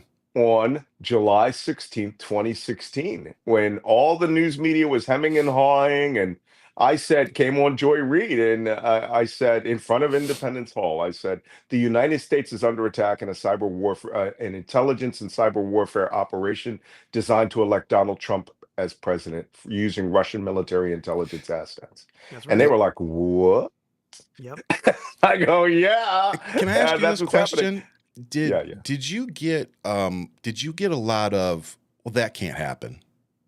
Did you get a lot of people kind of saying that, like kind of dismissing it, like that's Yes, almost too but- crazy for it to happen? And this is the kicker. That happened on a Monday afternoon, right? And Tuesday afternoon, the next day, Donald Trump goes out, "Russia, if you're listening, please release the 30,000 Hillary Clinton emails, because Malcolm's quote yesterday needs to be backed up from the source." I mean, it was like it's like clockwork. That's twice that's happened, by the way. Trump comes out and does something stupid. And when I wrote the next book in 2017, it came out in 2018, called The Plot to Destroy Democracy, how Putin and his spies are undermining America and dismantling the West. Putin and his cyber spies are undermining America and dismantling the West. Yeah. It was an entire treatise on how he was buying political groups all around Europe and trying to rig elections and do these things, created the alt-right along with Steve Bannon and other things, funded, the Charlottesville, all these crazy things. I mean, David Duke the KKK leader, Yep. and the guy Richard Spencer, the leader of the American Nazis, shared an apartment in Moscow that David Duke had bought. So don't tell me this stuff isn't happening. And so when I wrote that, within like a week of the launch of the book came out in the middle of the summer light reading season, and I still made number 6 on the New York Times bestsellers list. Nice. And, I mean, and who was number 5? It was like Neil deGrasse Tyson's paperback, How to Be a Rocket Scientist, or How to Be a That's the one I Quantum bought. Physicist. And the number 1, people were like, my editor was like, "Oh, maybe we can reach number 1." I go, "Are you shitting me? David fucking Sedaris, his book of light, funny stories." Yeah, this will top and that. Here's mine: How Do You Topple Democracy by Russia. But I made a good play for it. But the reason I'm making this joke is because, like, a week after I reached the Times bestsellers, right, Putin comes out and says, liberal democracy is dead, and Russia will, like use all of its national resources to help it along. And I'm like, We just didn't realize Trump was that national page resource. 21. Right. That was the third book, The Plot to Betray America, how Team Yeah. Trump embraced our enemies, and how to fix it. And So, obviously my how to fix it didn't work, but so with that, We're still in we're it. still working on it. We're still working on it. Yeah, it has to be a pop-up storybook for Americans to get. I don't know if you know that. Jesus Not Christ. all Americans. Ouch. Some of Not us can read past 6th grade level. With that though, we're approaching 2 hours, so I want to We ask are? you one last question. Well, we are, unfortunately. Yeah. Okay. But that's why you have to come back on here, because we wanted to Sure. talk more with you about all of this. And but with that, I want to ask you a final question. Mhm. What are your key national security concerns right now under Trump? And I think particularly asking that in the context of counterterrorism and global instability. What do you think the number one threat is? Well, this cuts in every different direction. And I'm going to state this plainly as an intelligence professional. I like to speak, even though I'm a former intelligence professional, I still maintain the values and standards. And I will speak like an old Navy chief, right? Which is with the blade hand. The United States is the single greatest threat to global stability.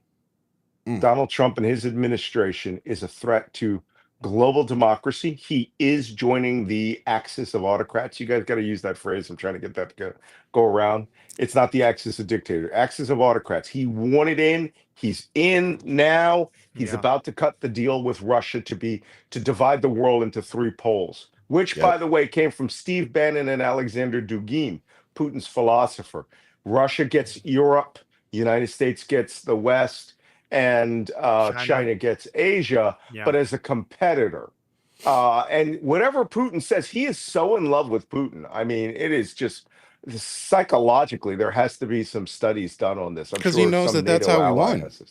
Without Putin, he doesn't win. No, it's deeper than that. And I wrote this in Plot You to think? Betray America, where I went to Putin's office when he was a KGB officer in Dresden, to get a feel for what it would be like to be a young human manipulator, right? That's what human intelligence officers are. They're human manipulators. They get people to become traitors to their country. Yep. I think Trump started as an unwitting asset, or as a fellow, at first as a useful idiot, then an unwitting asset, then a fellow traveler, then a witting asset.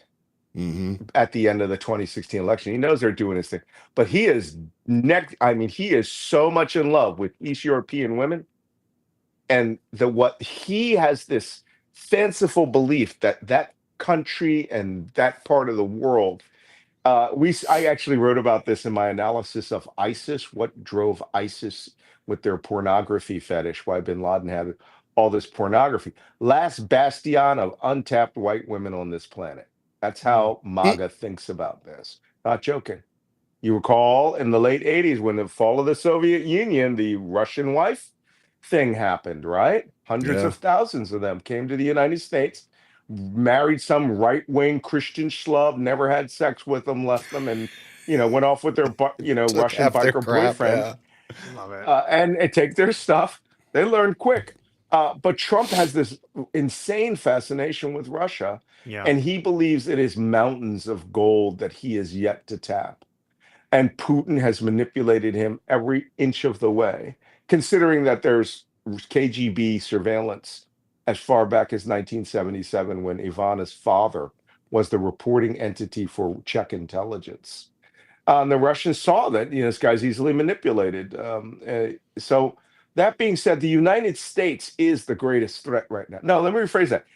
Donald Trump's regime is the Right. greatest threat to global security. Right. The people of the United States, 1/3 of them are duped, 1/3 are too busy to notice, and 1/3 have not consolidated enough to fight at the level that we need to fight. And that's coming, by the way. Damn.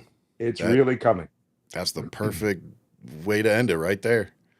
A third of us Well- are too busy. A third of us were duped, and the other third of us can't Haven't pull been it pushed together too and far. organize. Yeah. Yeah. Well, we can. I just want to point out to you that, like I said, 76 million people voted against Kamala Harris. Right. We should each be asking ourselves every weekend, every Saturday should be dedicated to defending democracy. Yeah. And you could give up that time. Don't go to Costco, go to Costco afterwards, and get out there and show it. If we had, they say that it takes 3%, 3.5% of the population to create a color revolution or a mass uprising that will change a government. That's 12.5 million people. Our biggest protest has had 5 million. Half of the Kamala Harris voters is 35 million. Half of them. Yeah. So we need to get our act together, and I'm providing some leadership. There's a new political action committee opening up called Focused Action, Focused Objectives. Put those acronyms together, and you'll understand what it's called. Love it. FAFO PAC. I enjoy Love it. your wit. That's all I have to say. It's coming. It's coming, and we Is there- intend to be the leadership of the revolution, and take no prisoners. We're the Deadpool of the resistance, right? Take Yeah. no prisoners, double fingers up. Yeah, man. We are the shoutiest of people. So if you want to join, Ryan, For- Well, you free. already know that. Which I was Yeah, gonna you're say to you, ranting. for I'm the ready, younger man. generation right now that's paying attention, that's getting involved. How do they get deeper involved besides the protest with you, with this movement, Well, on a local level? How do we start to connect those dots to start really filling in that void of the simple. communication? Connect the dots. I mean, one of the things that we're doing with when we launched FAFO PAC, which is is still in development right now, trying to get Robert De Niro as our spokesman. That'd be funny. But yeah, well, we got some pretty shouty ass people there, Yeah. and Yeah. we're the people that will not apologize for whatever we say in public. Right? It's just like, yeah, you can bite me.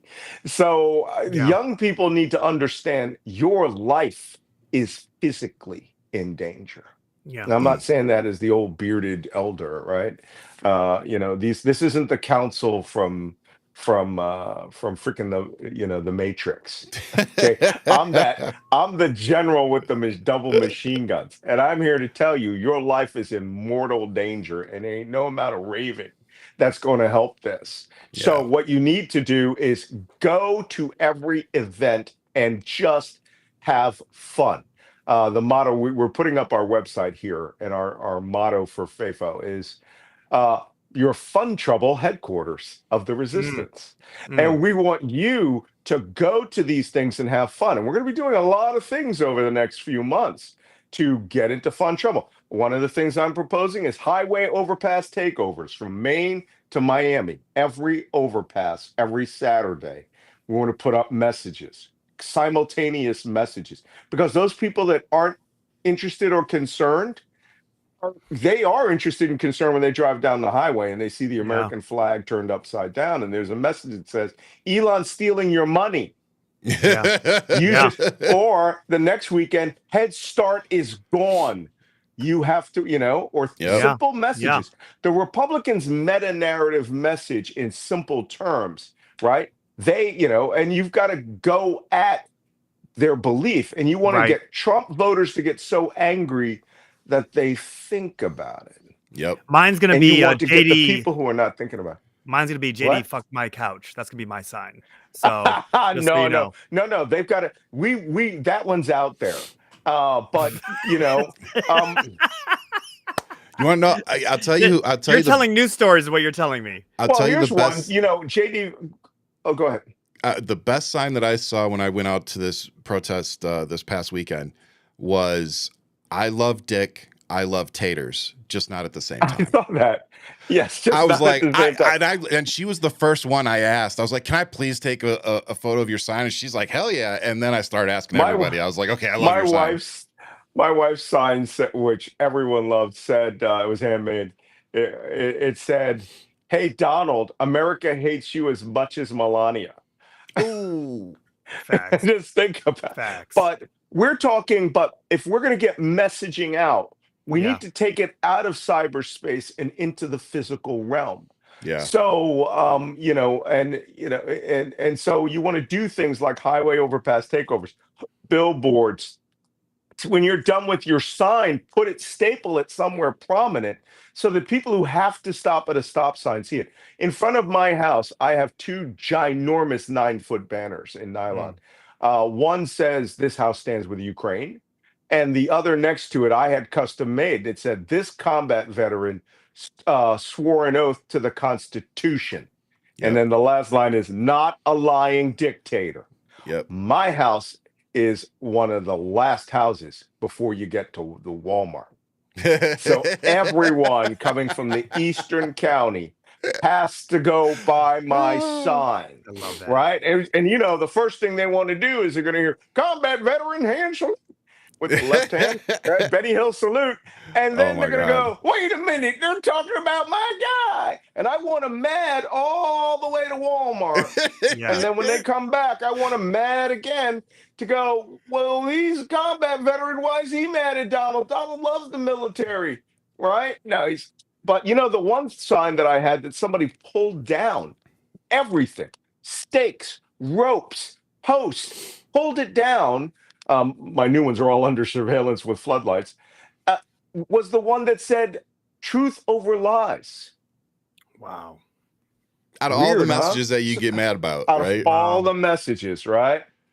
So this is where we, as anti-Trumpers, I don't even want to call us progressives, liberals, because it involves Republicans. I was a Republican for a good piece of my career until somebody told me Bill Clinton's BJs were unauthorized, and I was in the Navy, so I was very confused. So, Hey, if that's but all we got to do to get back to Bill Clinton's economy, bring on the blowjobs. I'm just saying. it should be a budget line item. So, I said that for years. Best economy in American history. Yeah. And Put that that's if thing in there. politicians put their real expenses on their reports. But your listeners should be prepared. Faith OPAC and other groups are coming together in an alliance we call the No Effing Kings Alliance. And Nice. several political action committees, and we are going to bring these 5 major groups to message together and march together. And our objective is 36 million at the very least. And if we do that on, you know, maybe if we spoil Trump's birthday on June 14th, the march. or Yeah. well, we don't think he's going to have a parade now. They didn't put in their They backed application out for of the it. parade. Yeah, it doesn't matter. I want you to imagine $1 million people on the ellipse, you know, on the shouting. Our official chant will be "fuck Donald Trump." Right. And Love it. so I want you to 1 million people. None of these hey ho ho Donald Trump has got to go. No. Right? You fucking suck. You fucking suck. They were chanting on the side of TV. in Tucson. They were just walking down the street like Yes. "fuck Donald Trump." Right. But now get 35 million people to do that all Yeah. over the country, and the news media cannot ignore you. The Walmart shopper will attune to that, and they'll go, "Hey, that looks like fun." And people will have fun. I tell people, have pizza parties, have cookouts, Yep.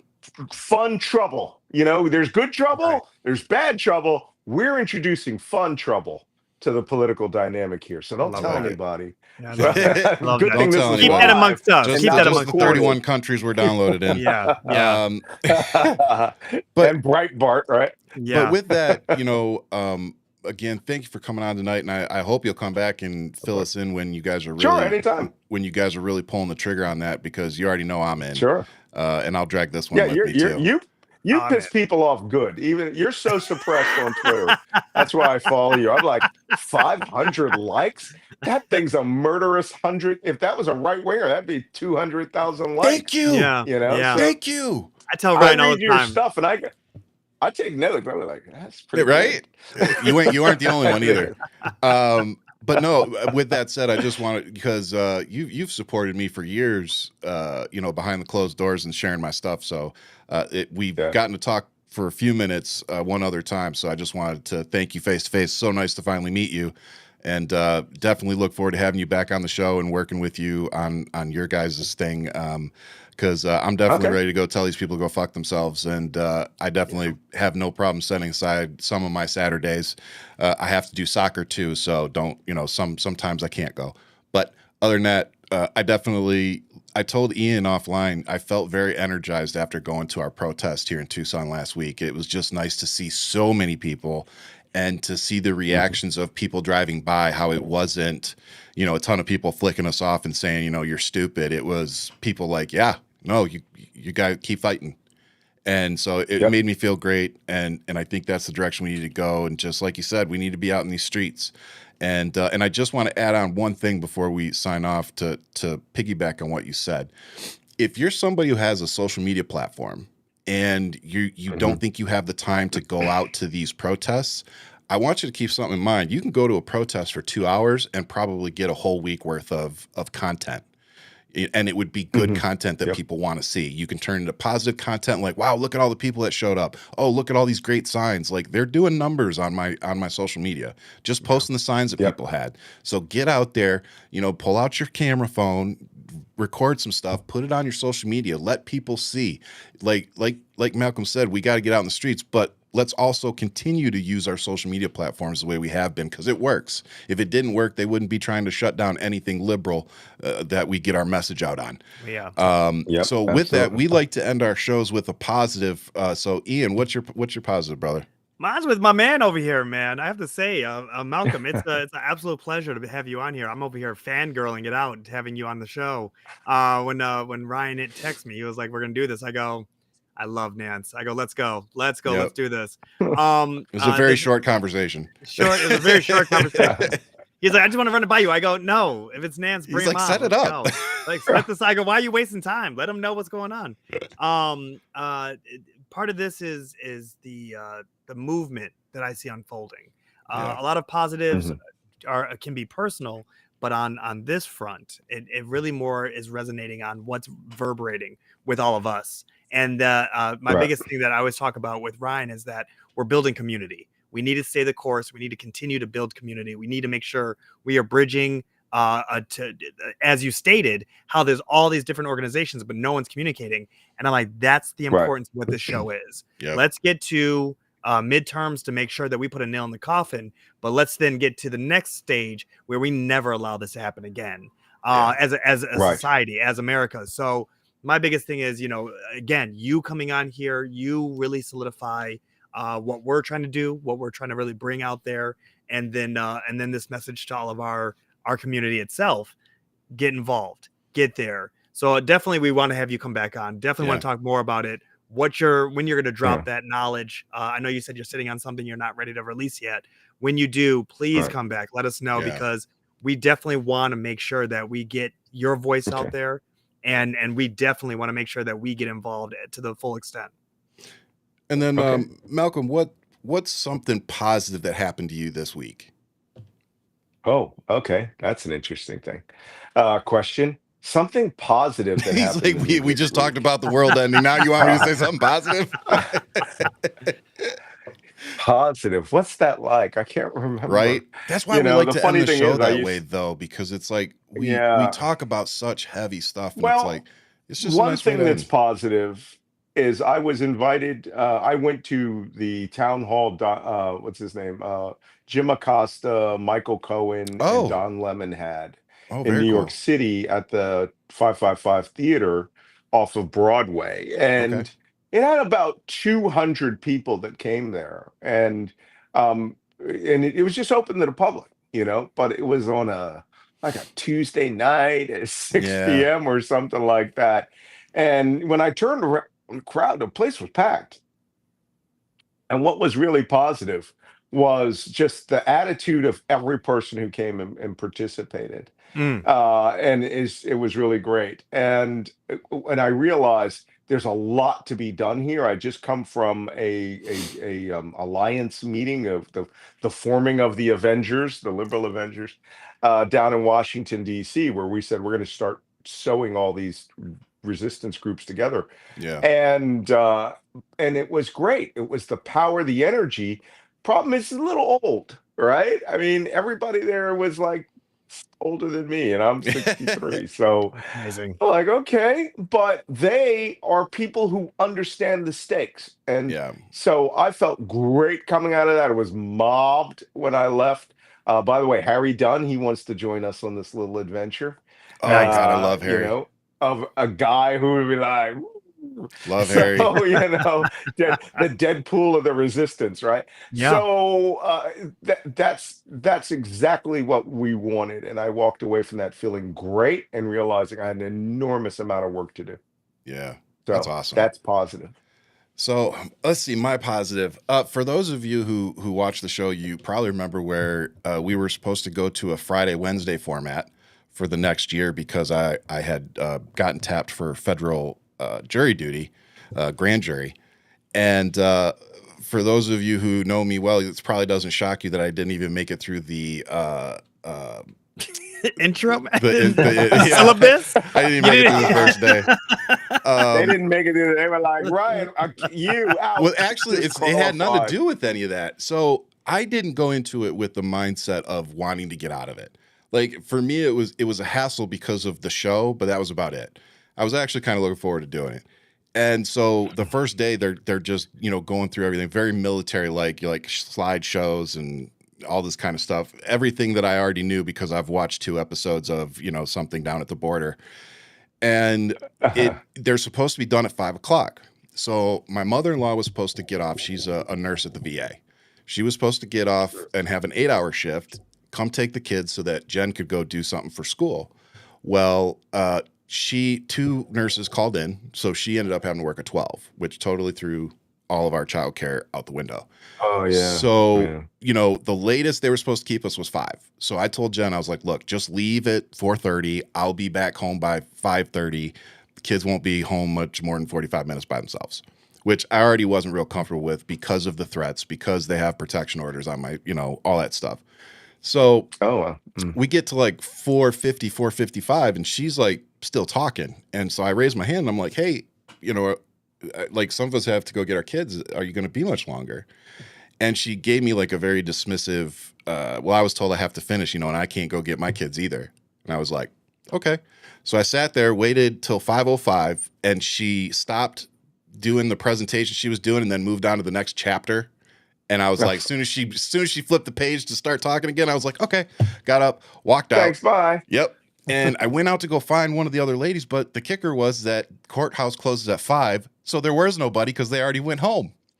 So I just put the little folder they give you, I put it down, and I walk out because I couldn't find anybody else. I'd already raised my hand to try to talk to her. She was dismissive, whatever.